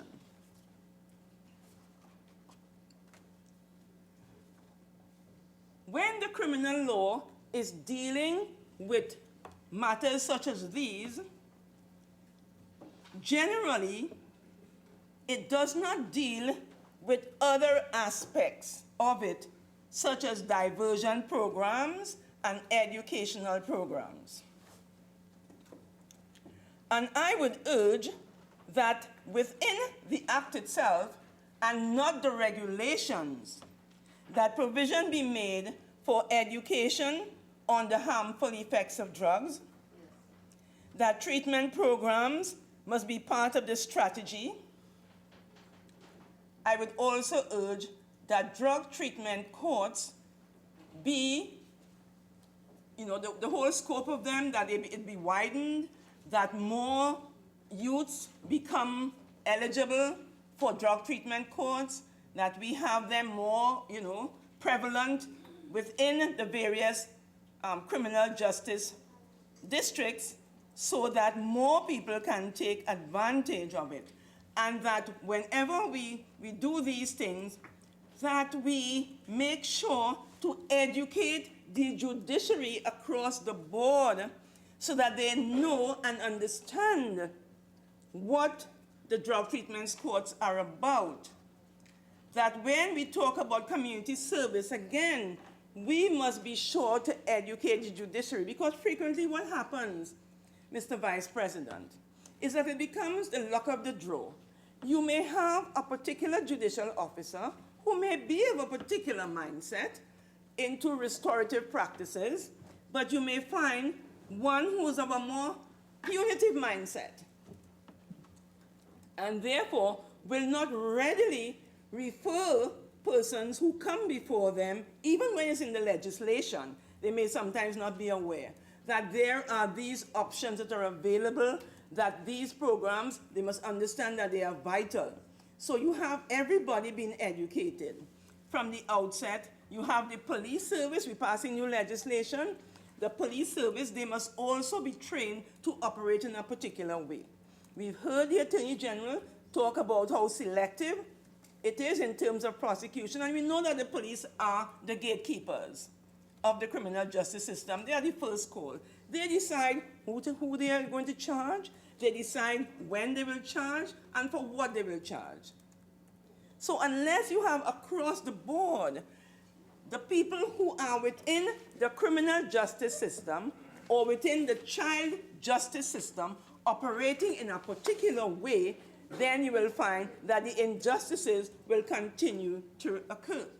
Because even when in the various US jurisdictions you had the decriminalization or you had legalization, they still found, the research is still showing that there is still a preponderance of arrest among the people who are of the African population.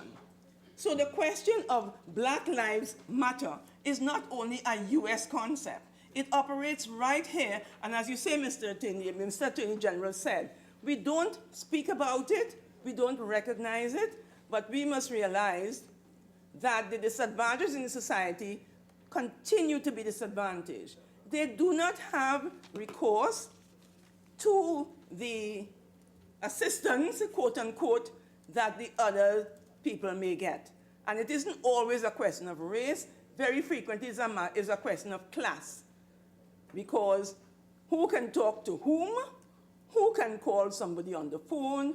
Who can make arrangements that somebody, a co-accused, take the rap because my son has to go to university and there is no hope of your going there and you need the money and therefore help me. So there are many undercurrents in the society. There are lots of things that are happening, and even when we pass law For the law to be effective, we must recognize what is real, what is happening. Don't close our eyes to the reality of our existence in Trinidad and Tobago. We are not equal. So let us aim for equity in terms of how we operate the law and make sure that the education is out there for everybody, and those who do not follow the rules or those who do not operate in a proper manner, that they are dealt with, according to the justice of the case. So with those few words, I thank you. Senator Timal.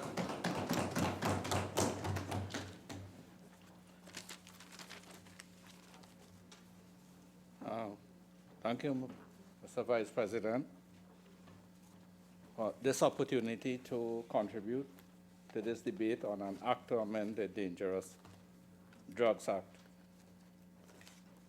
Mr. Vice President, listening to the presentations of my senatorial colleagues,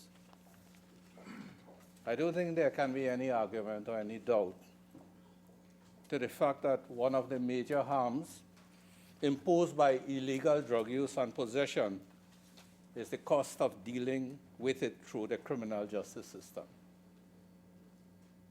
We have heard, and I think we all acknowledge, that the time of police officers, lawyers, and courts, and the imprisoning of drug offenders do represent a significant cost to the taxpayers of Trinidad and Tobago. And in addition to just the raw cost to the taxpayer, we are faced with an overburdening of the courts, resulting in severe delays in processing cases and tremendous overcrowding of prisons. Now, there is evidence, Mr. Vice President, from several jurisdictions throughout the world that indicate decriminalization of drug use indeed reduce this burden to some extent. And as we have heard, this seems to be one of the major reasons why this bill is before us today.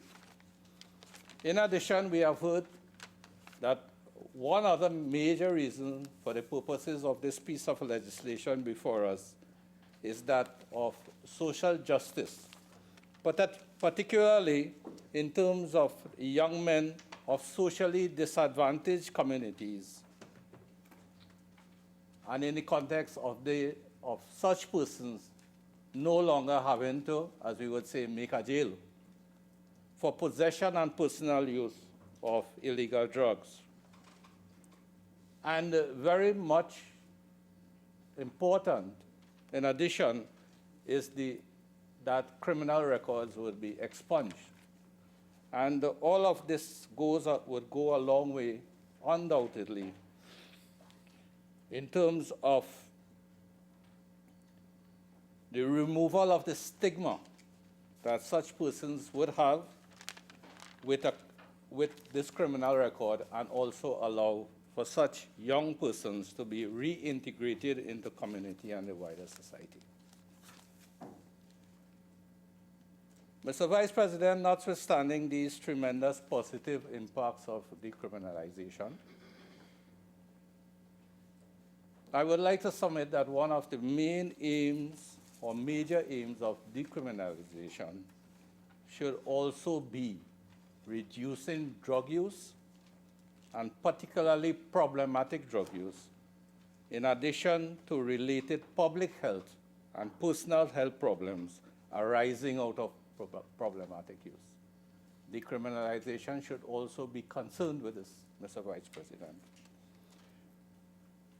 Why I'm including this as one of the major aims of decriminalization is that I would ask the question, is ganja or cannabis a dangerous drug? And according to our legislation, it is a dangerous drug. Notwithstanding, Mr. Vice President, the overwhelming evidence for positive medicinal benefits, based on worldwide research, the evidence for positive medicinal benefits of cannabis is tremendously overwhelming. as we have heard to some extent in the debate thus far. But the report on the Commission of the CARICOM Regional Commission on Marijuana 2018, and as we have heard from our senatorial colleague, Senator Richards, and also Senator Thompson IE, there are potential negative effects on the use of marijuana. And Mr. Vice President, particularly the most vulnerable group, as research has shown, is our young people. It's our youth. As it is most prevalent amongst our teens, as we have heard, through experimentation and all of these things. And I know Senator Richards went into a lot of details, but he did mention the effect it has on the adolescent brain, not being developed until age 24. As it affects also several domains of cognition, such as memory, attention, and learning, and it is associated with lower academic development, compromised social relationships and roles.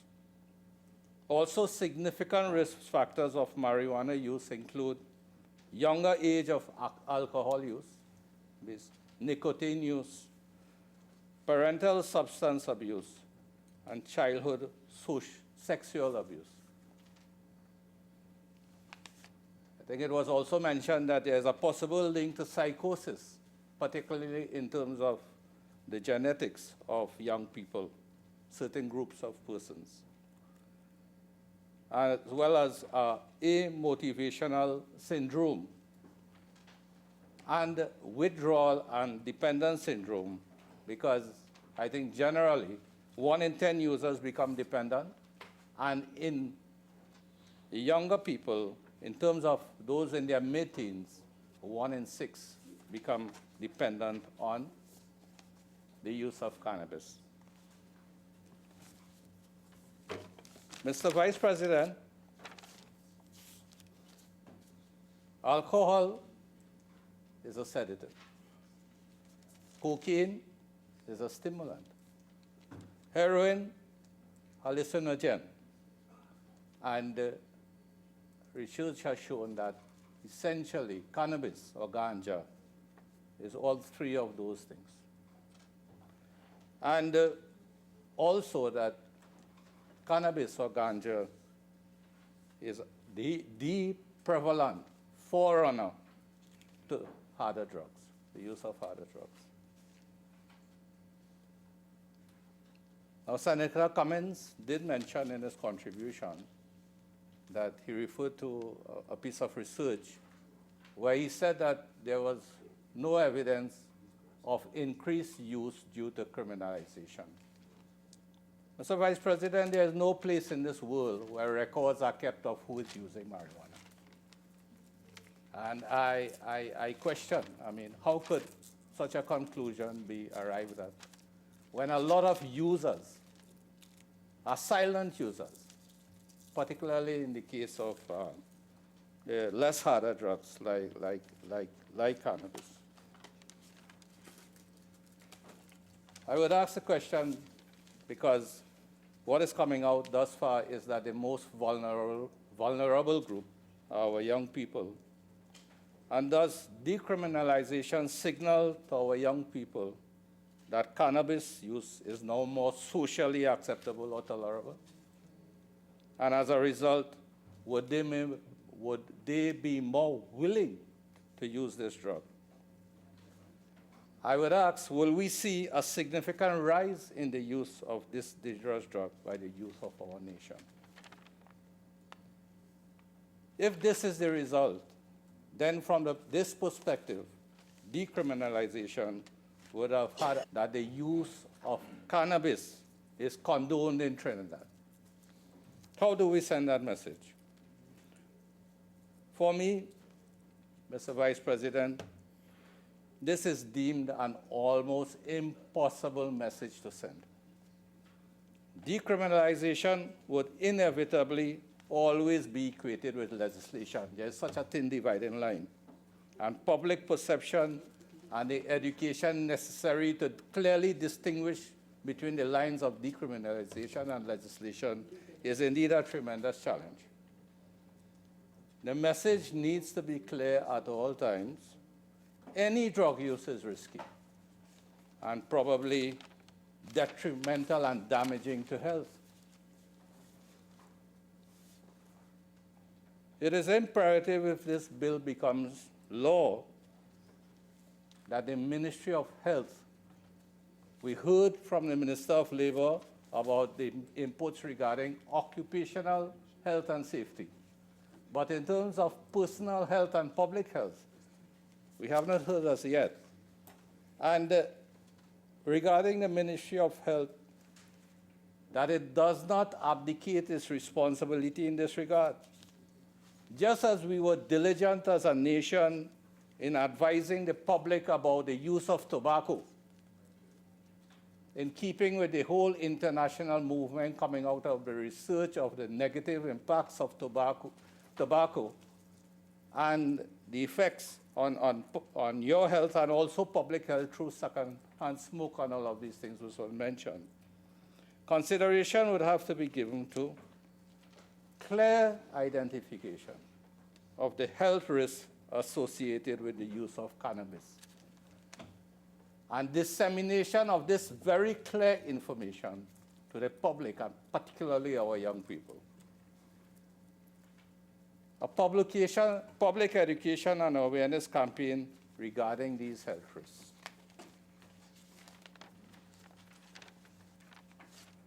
For Mr. Vice President, whilst we address the issue of social justice, which I strongly support, all measures must be taken that with this legislation, we are not journeying on the road to really building a nation of drug users or potheads.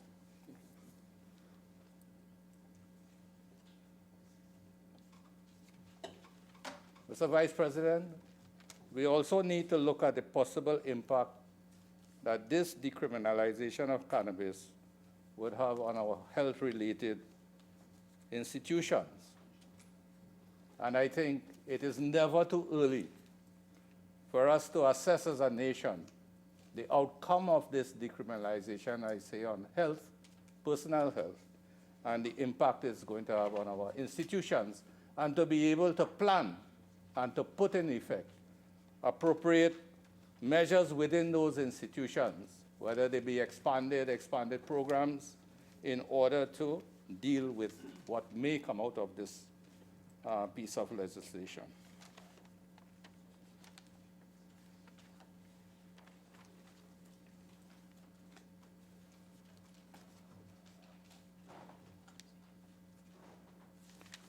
So, Vice President, I would just like to refer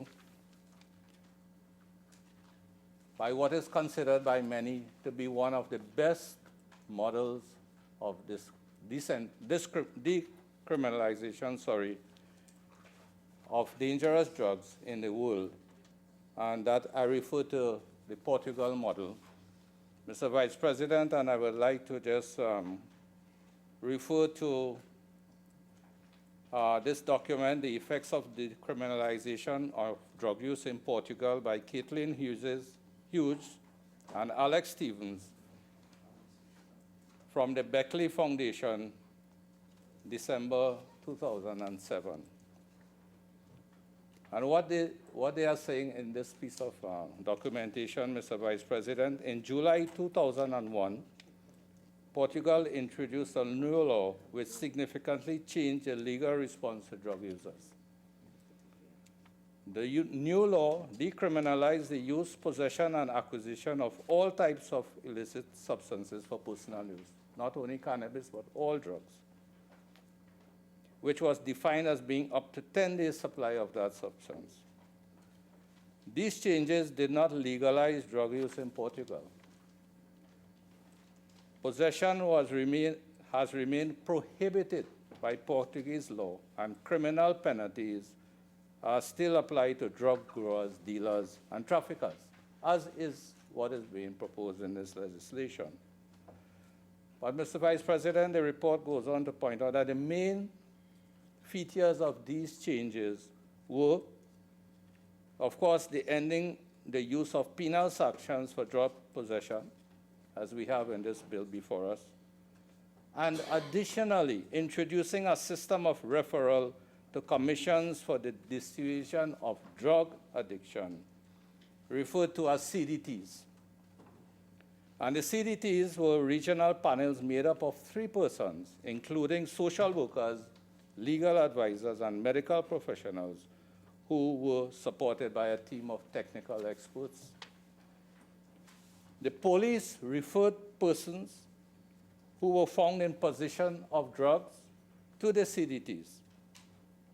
The person appeared before the CDT within 72 hours, and the CDT used targeted responses to drug users, including sanctions such as community service, fines, suspension of professional licenses, and bans on attending designated places.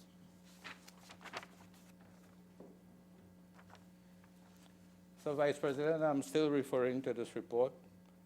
It goes on to say that the law formed part of a strategic approach to drug use which aimed to focus police resources on those persons who profit from drug trade while enabling a public health approach to drug users.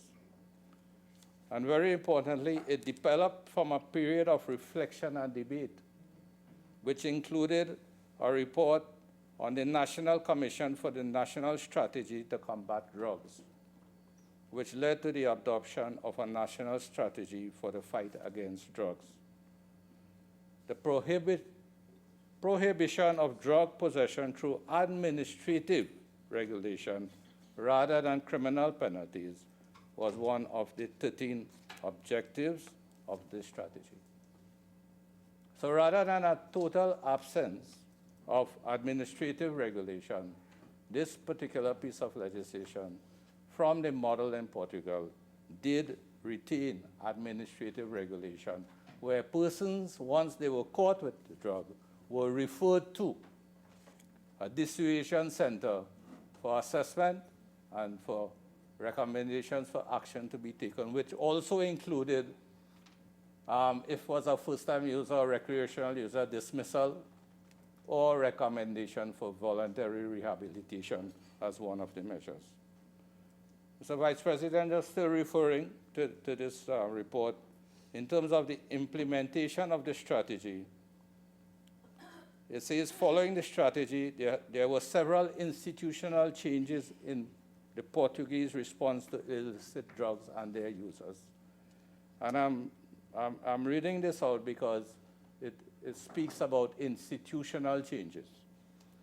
And that was establishing the CDTs in all the different regions, creating a central support department to assist the CDTs and to record all contacts with the CDTs, rapidly expanding the provision for drug treatment, increasing the number of schools that provide drug education, and refocusing police efforts on the interruption of large-scale trafficking operations, which I'm sure this bill would allow.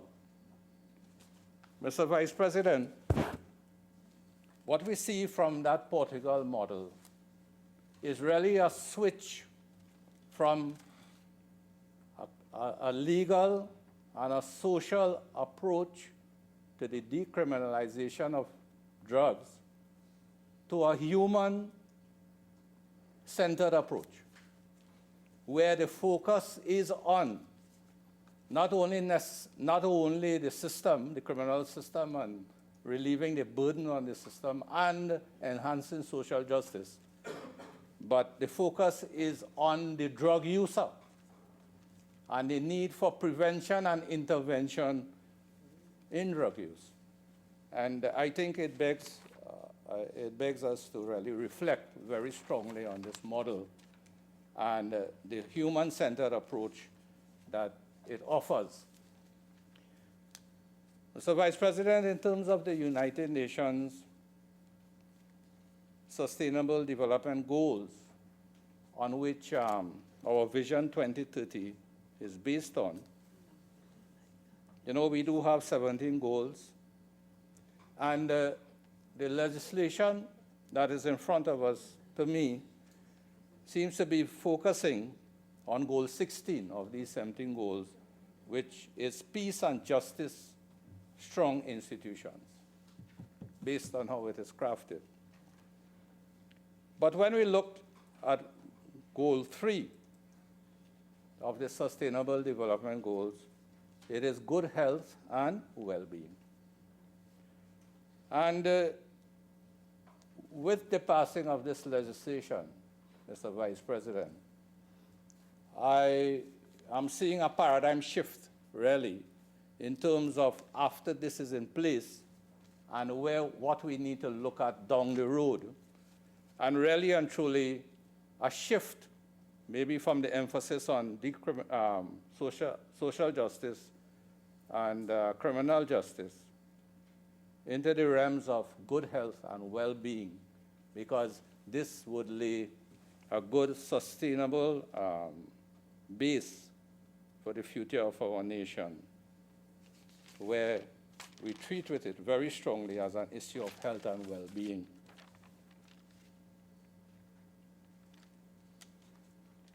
We must develop a system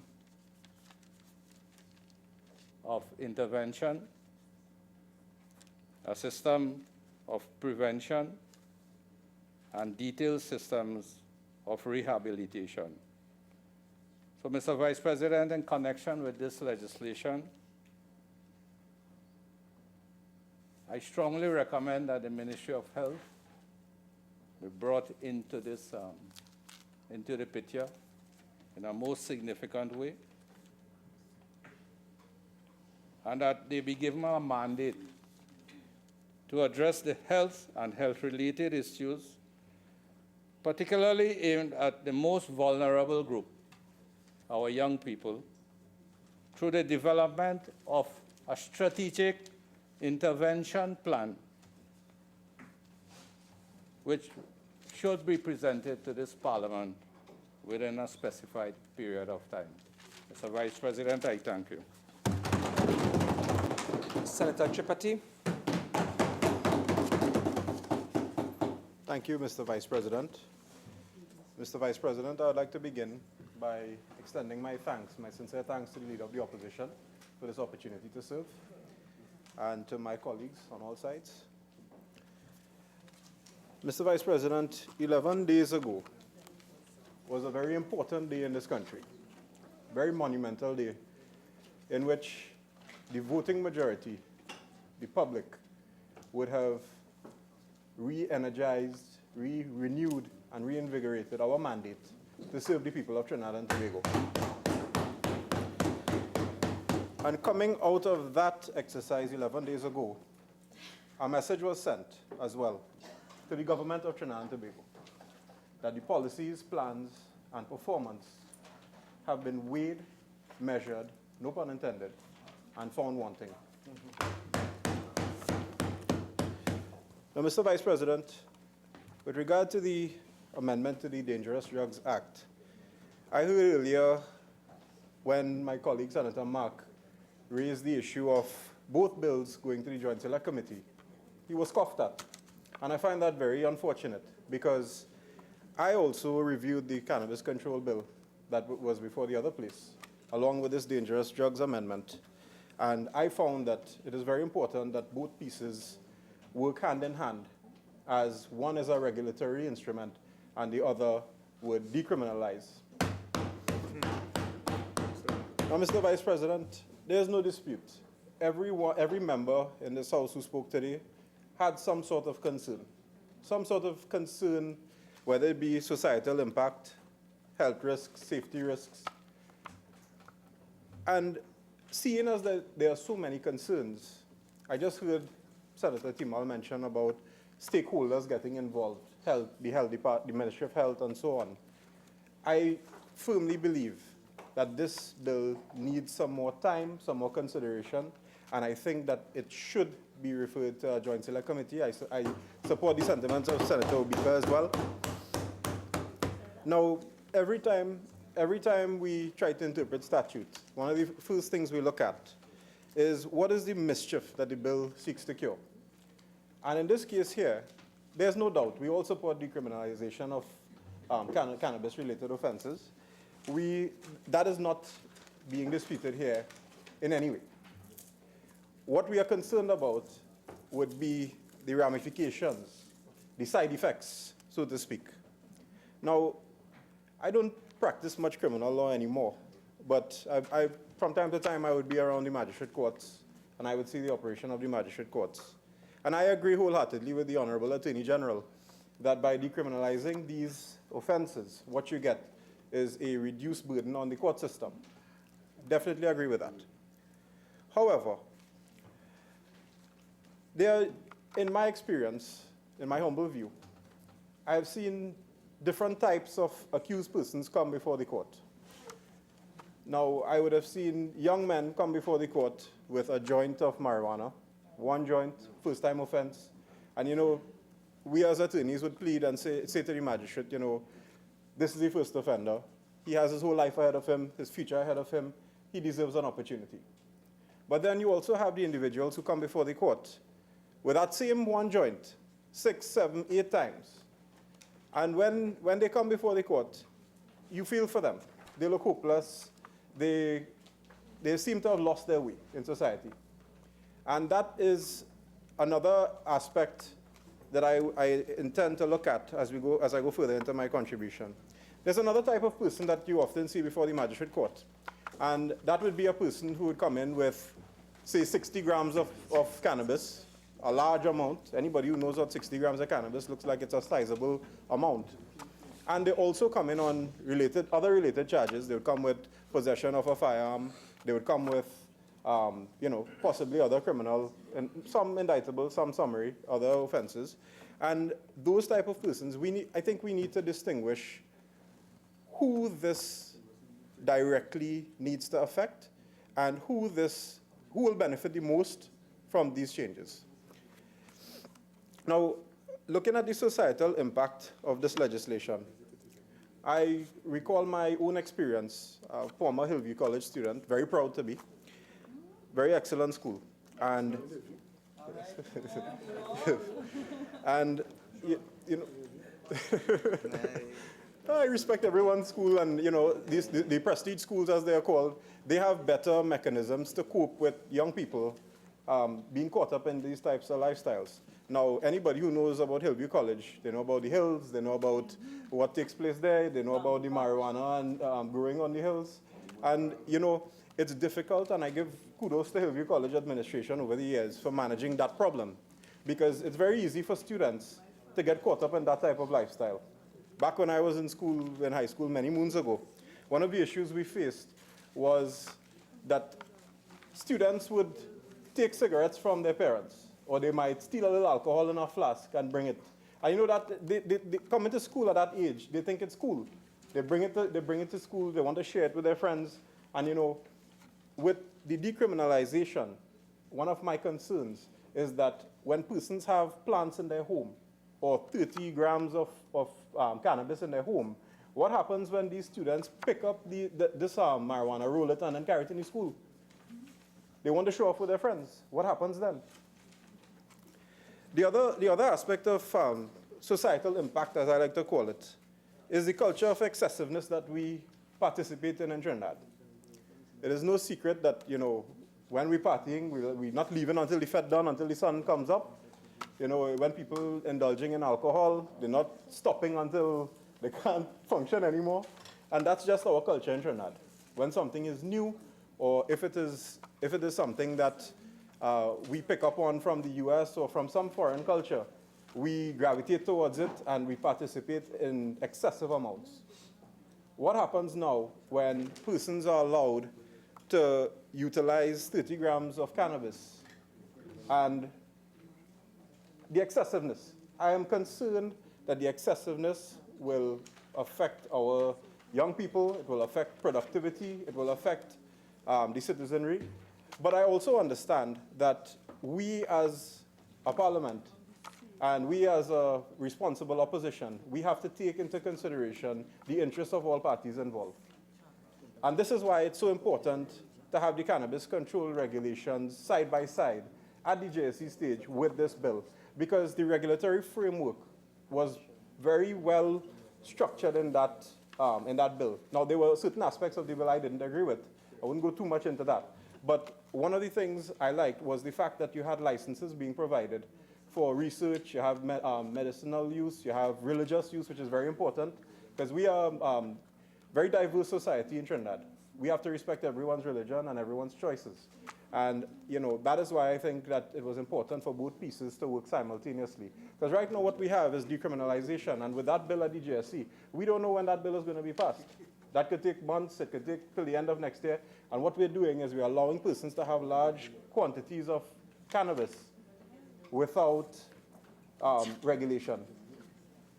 And as I go along, you know, I want to mention the health risks associated. I know Senator Richards did an excellent job in highlighting a lot of the health risks associated on the development of young persons' brains and so on. Those are the known ones. One of the things I want to raise is the health risks associated with vaping. A lot of persons nowadays are using THC extract, synthetic THC it's called, and they're using it in these pens. And you know, we have a vaping culture in Trinidad now. Everywhere you go, you see young people in a corner vaping and stuff like that. Who regulates the THC that is going to be used in these vapes? What is exactly in it? And none of us could know. It takes being sent to a lab or forensics to really know what is in that. And by the time you do that, you know, you have 100 other people outside smoking these pens. And there's a worldwide, I wouldn't call it an epidemic, but there's a worldwide, it's a very serious issue, where a lot of young people vaping now, they are suffering from lung failure and a lot of injuries to their own bodies by vaping, and vaping from illegal sources then, homemade synthetic vapes and all these different types of things. I don't dabble in those things, but personally, I think it's very concerning. It's something that we need to pay attention to, because whereas with actual cannabis, you can see what you get, with the synthetic THC version, you don't know what you're getting in it. And that's a concern for, you know, I speak mostly for the young people in this country, because I would expect the adults to be a little more responsible and mature with their decision making. But we still have to legislate for all. Mr. Vice President, there's a safety risk as well that comes with the way this legislation is put forward. And this is why, again, I reiterate the fact that I like both pieces of law working together, or proposed legislation working together. And the safety risk. Without the cannabis control regulations being in effect, where is Joe Public going to get his cannabis from? And I mean, the quick answer everybody will say is that you're allowed 4 plants, you can grow your own marijuana. But who in society right now is patient enough to sit down and watch that plant grow until it's mature enough to get the product from it? Where are you getting the seeds from? Are you going on the block with the same persons who engage in criminal activity? Where are you getting it from? Are you putting the average man, the average young person, or maybe somebody who wants to try it at risk by going out there and dealing with the criminal element to buy it, because as it stands right now, retailing and so on is still illegal? So where do you get it from? And this is why the licensing was very important, because, you know, in other countries, the government plays a very serious and significant part in the regulation. The government, in a lot of places, they are responsible for dispensation. They are the bodies alone with the authority to dispense. So that is another issue that I personally see as a problem. I don't know if the Honorable Attorney General later on could probably shed some light on that. As well as another thing that raised a red flag for me, as I mentioned earlier, is the 30-gram figure. Where did we get that figure from? 30 grams is a sizable amount. And what we have to do is, right now I feel like we are in a junction. We're on one side facing decriminalization, but behind us we have full-fledged legalization. We have persons championing that cause. And I think the danger we run here is that we are a bit of both. We deal with a bit of both here. Because if it's just decriminalization, is 30 grams, or I saw, persons can apply to expunge up to 60 grams from their record. Is that just for decriminalization purposes? Or are we heading down the full-fledged legalization route? And if you go down that route, you obviously need a framework, you need your licenses, there's a whole lot more that comes with that we are not ready as a country to deal with, in my respectful view. So as I asked, how did we come up with this 30-gram figure? And in my research, looking at the Canadian model, I think one of the things they used was the 30-gram figure. And I'm really hoping that it's not a case where we just said, hey, Canada used 30 grams, let's just follow them. Because 30 grams being a sizable amount for personal use, when you look at the Canadian model, every province is regulated by the government. The dispensation is dealt with by government-authorized agencies. In fact, they have the full-fledged legalization. They have the market. It's booming across there. It's doing well for them financially. In a lot of cases, it self-sustains itself because they make so much revenue from the cannabis market. But we are not dealing with that aspect of things here, because if both bills were side by side, that could have been an argument made. They also have a lottery system whereby fit candidates could apply, companies and so on, could apply to retail. But again, the dispensation is actually regulated heavily by the government. And even I looked at the Nevada model, because I understand now in Las Vegas, it's, Las Vegas being home of so many activities, nightlife and so on, the marijuana is actually legal there now. And what happened with them is, but they also have the fact that the US model deals with alcohol and cannabis for persons at over 21 years. We deal with 18 years and over, that's our adult age. But for alcohol and cannabis across there, you have to be 21 years and over. Mr. Vice President, one of the other issues I saw issue with, one of the other problems that I saw an issue with was the 60 grams being the limit for persons who can apply now to have their records expunged. And why is it that we are saying we are decriminalizing up to 30 grams, but we are allowing persons to expunge their record up to 60 grams? That is something I really don't understand, because you have, I understand the AG mentioned earlier that there'll be ticketed offenses and so on, but the fact is, if it is 30 grams you're allowed to have in your possession, why is it that we are expunging the records for persons with up to 60 grams? And as I mentioned, in my personal opinion and my personal view, when you go before the courts and you see individuals with the larger quantities, they are often the ones who deal with other type of criminal offenses as well, possession of firearms and related offenses. So perhaps the AG could elaborate on that a little more. I also have a big issue with the ability to grow 4 plants right now, because the reality is, if we are decriminalizing, to me, the 4 plants in your possession, it speaks more to full-fledged legalization and going down that road. And again, that is something that we need to pay particular attention to. Without regulations, that could be a very dangerous issue. In the other place, I listened to the Honorable AG on Wednesday, and the Minister in the Ministry of the Attorney General speak boldly about the extent of the consultations, how they met with so many public interest groups. And I swear to you, Mr. Vice President, if you listen to them by themselves, the honorable members, you get a sense that this country is a paradise. Everything is perfect. But every morning when you wake up, you look at the news, and there are 500 plus murders for the year. People are being robbed, people are being displaced, and there's so much pain in this country. What I want to know is that with the extent of all these consultations, why is it that us as a responsible opposition, we are still getting complaints from several large organizations within the country, whether it be religious, whether it be social justice? We have so many organizations writing to us with their concerns. Now, they are not saying necessarily that they are totally opposed to decriminalization. What they are saying is, with everything else, we need regulations and we need to put the proper infrastructure in place.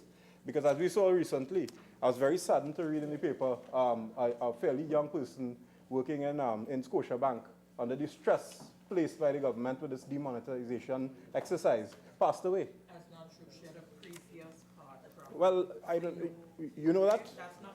Okay, well, the honorable member probably saw the autopsy report. I didn't.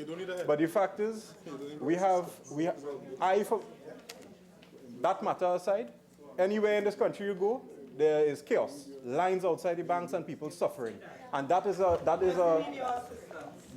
Point of order. Point of order. 46-1.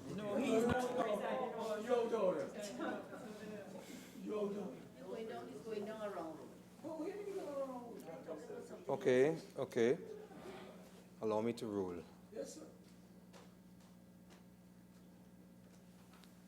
Senator, just be mindful about the comments that you're making specifically. Okay? Continue. Thank you, Mr. Vice President. Mr. Vice President, the point that I'm trying to make is that proper regulation is necessary, and they can fight it as much as they want. It is not the first time.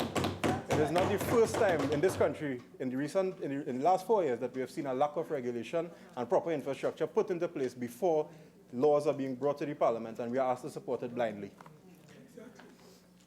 Mr. Vice President, another issue I would like to touch on would be the involvement of the Trinidad and Tobago Police Service. With the extent of consultations taking place, I would like to know from the Honorable Attorney General what was the stance of the Trinidad and Tobago Police Service in this entire exercise, considering for a long period of time, they have been the ones eradicating cannabis plantations in the country, and they have been the ones upholding the law. So what is the opinion, what is the direction from the Trinidad and Tobago Police Service? Do they support this? What is their view on this?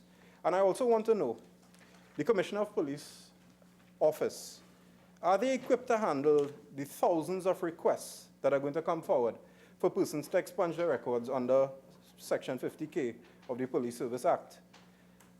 We've often heard about resourcing complaints and the police service being under-resourced, despite the government saying otherwise. And I would like to know what provisions are being made for the Office of the Commissioner to deal with this, because that is a serious issue. You're going to have thousands of applications to expunge your record. So that is something that I would like to get some insight into. Another issue I would like to address is, Senator Richards touched on it briefly, persons driving under the influence of cannabis. How do we deal with that? Is the police service equipped to deal with that? I understand that in the US there's new technology now, breathalyzer-like technology, to test your blood levels and so on to see if you're under the influence of cannabis. Are we getting that technology? Has any thought gone into that? Because just like alcohol, you're going to have persons who may be inclined to smoke and drive, putting other road users at risk. So that is also something that we need to pay attention to. How do we tell who's under the influence, and what provisions, if any, are being put into place?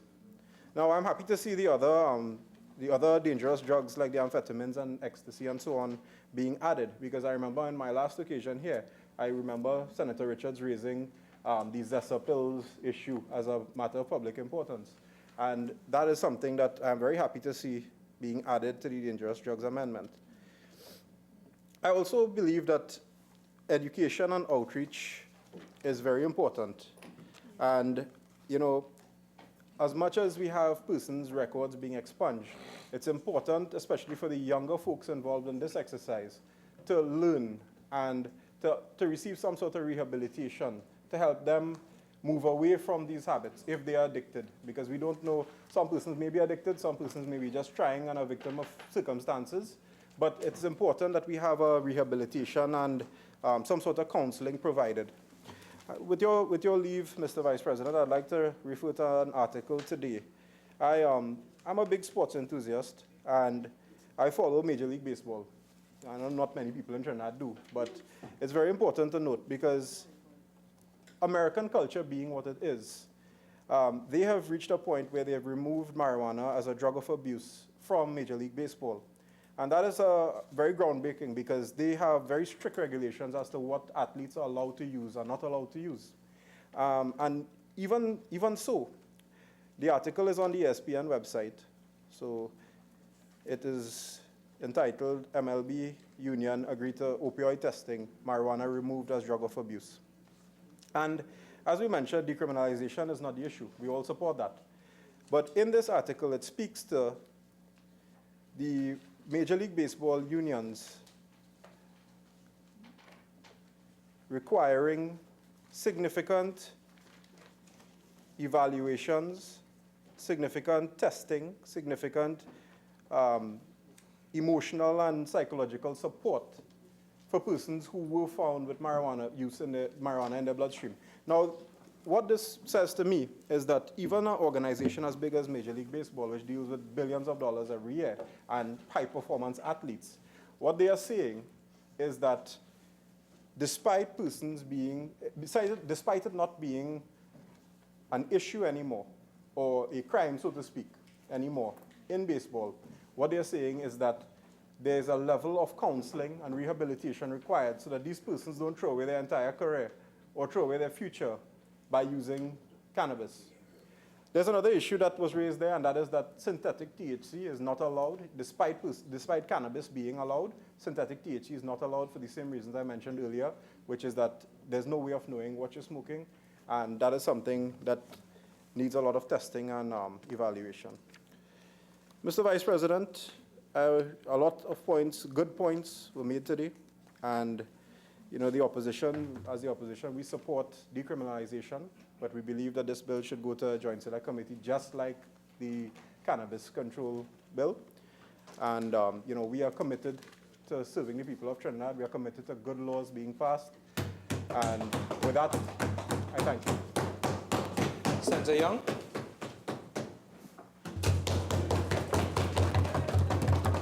Mr. Vice President, I thank you for the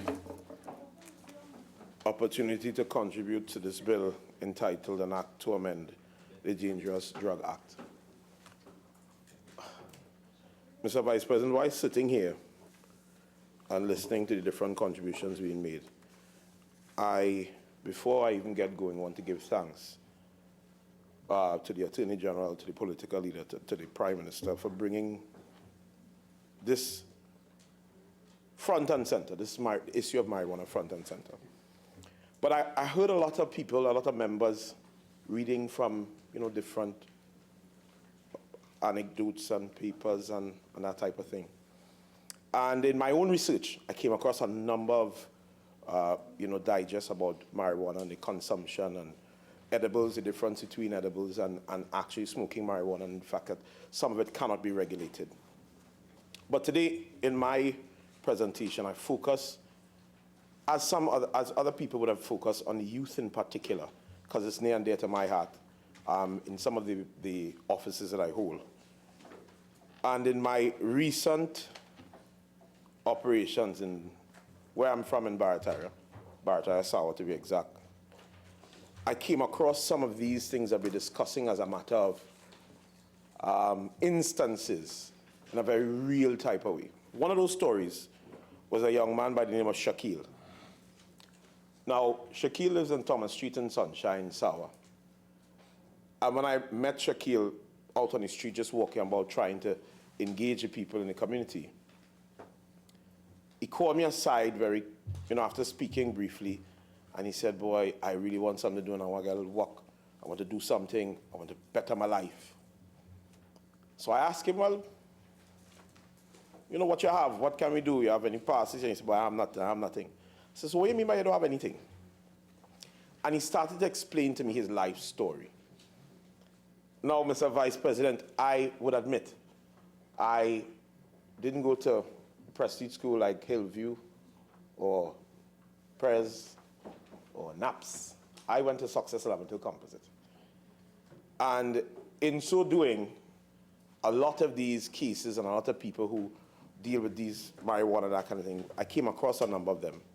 But I never understood this story as Shaquille would explain to me. You see, Shaquille at the age of 14 was sent to YTC because his parents couldn't handle him, and they found him with some marijuana, and the stigmatism of marijuana at the time, they didn't even know how to handle that. They find the boy had weed, sent him to YTC. He was there until he turned 17 and a half. however the story went, he came out, and sometime thereafter, after being 18, 19, looking for something to do, by now, not having any education because he didn't get a chance to finish school, was doing very well before, and looking to see if he could get a trade or started serve hall to see if he could do plumbing and so on and so forth. But by now, in YTC, would have gotten addicted to marijuana while being inside. That's another issue by itself. And one day, in Sawa again, with having a sticker joint in his hand, got locked up again. The next time he came out, he was 22 years of age. The total time spent in the general population was around about 7 months of his life, from 13 to 22. So much so, in attempting to take him to get a pair of pants, because he didn't have a long pair of pants, I took him to Grand Bazaar. And he looked about the place and he said, boy, here, nice boy. How you just reach here if you want to travel? And I said, but you live in Sawa? You've never been to Grand Bazaar? He said, but I haven't been much places in Trinidad. And he said, other than up on Sawa Hill and in the jail, that's all I know. And I give that story because the fact, one, the stigmatism of marijuana from the parents, and the fact that it was easy for him to get locked up after he came out with the stick of marijuana and gone back inside for around about 2 years. Now that 2 years didn't see him having a trial. Eh? It took 2 years for him to find somebody that will bail him. Because he had a simple bail, but nobody to bail him. And he came out. And I took him with me and we worked. And I was helping him to get stuff done. I got him to work with CPEP and to do different things, and I would go and check him from time to time. And one day, Shaquille, who at the point in time when I asked people for Shaquille, they didn't know his name. They said, Shaquille, who's that? Nobody up here. When I said 32, then they know who it is, because the language and the jargon in these places, that the nickname is more important than the name. And when I asked for him one day, they said, well, he locked up. And I said, well, how could he be locked up? I think the man doing good. He tried to rob somebody. They said, no. He and a family member had an argument over some food. The family member who offered their land for the deed to bail him decided to remove that deed. And at the next instance, he was locked up. All still because of a joint of marijuana 2 years before, while doing human service, helping old people to do this and cleaning up the yard for a little extra money and doing all that, trying to be a reformed citizen in the process, was unable to see the light of day up to today. Shaquille is still in remand yard, today as I speak to you. So, with no disrespect to the honorable members opposite that say, well, we need this to go to a JSC, and we need this and we need that, and this is, well, we want the both of them to come together. Having the Revenue Authority deal with how we're going to dispense and how we're going to regulate is much different to the decriminalization that is needed now. If for nobody else, for the sake of Shaquille that is sitting in the prisons today, because he's unable to make bail, simply because of that. Now, against the background of the numbers that the Honorable AG gave us in terms of 8,500 cases per year, it is my research that 67 of that population is from 18 to 30. 67%. 67%. From 18 to 30. Notwithstanding, within that, the 18 to 25 bracket is about 52%. So most of the youths that are held, that are backing up in the van and passing in justice on time, they won't have an opportunity to be properly educated. And the effect that this has is the tripping of a number of other laws. And if you're not from the jungle, you won't understand the laws. But I'll tell you, when you're not educated at 18, you now become criminal stock. Because even if you want to do better, and I can call 25 names of gentlemen. I kept a meeting one day, and I said, listen, we're looking at, having proper employment, something to do.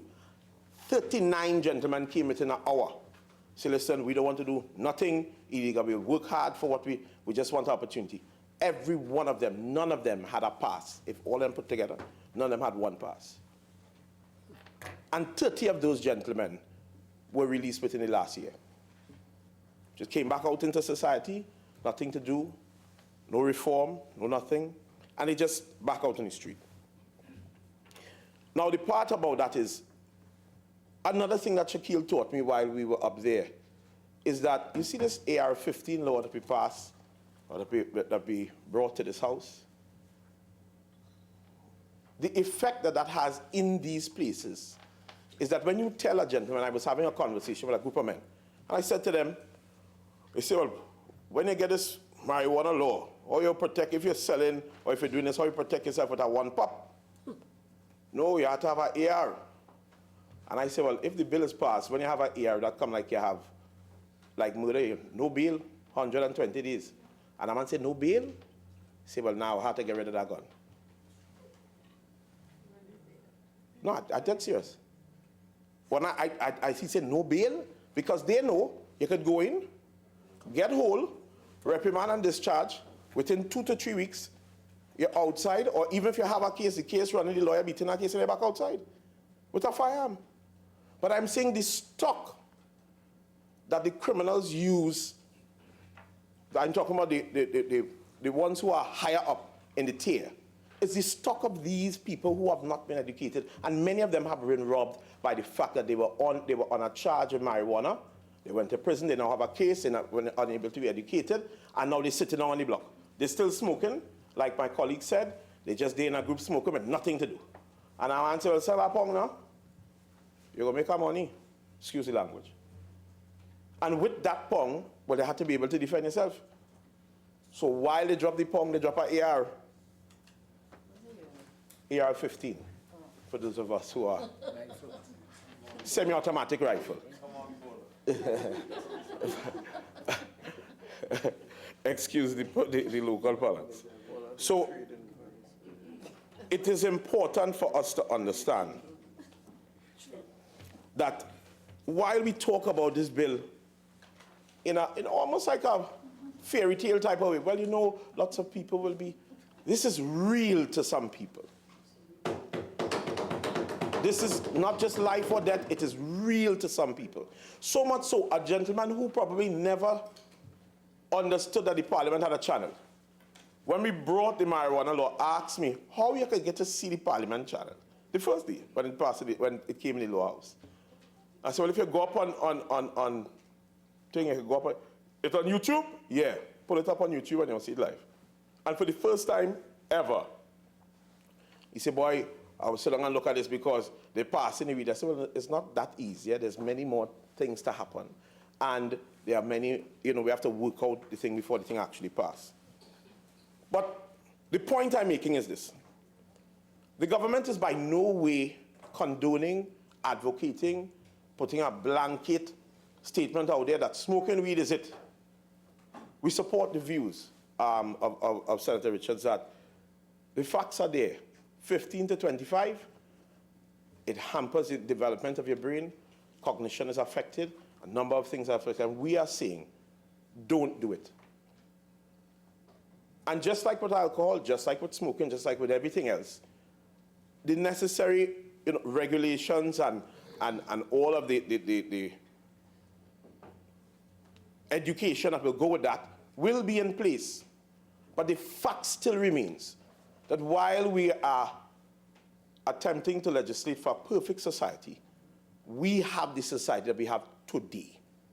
And today, Shaquille is in remand. So I'm bringing this home in a very real type of way in terms of my experience. And coming out of this type of experience, what I've decided, and I've indicated to the AG, is that the education that rolls out can't be in the regular form, and he's already indicated that it's going to be not just aggressive in terms of flyers and pamphlets and Facebook posts, but to get into the communities and to get hands-on experience to indicate to them, this is what it means. This is what can happen. You can have 4 plants, this is what it is. These are the effects of doing this. You don't want to smoke this around your baby because you will have adverse effects. Probably some of the reason why some of them have some illnesses. That is the type of... Sure.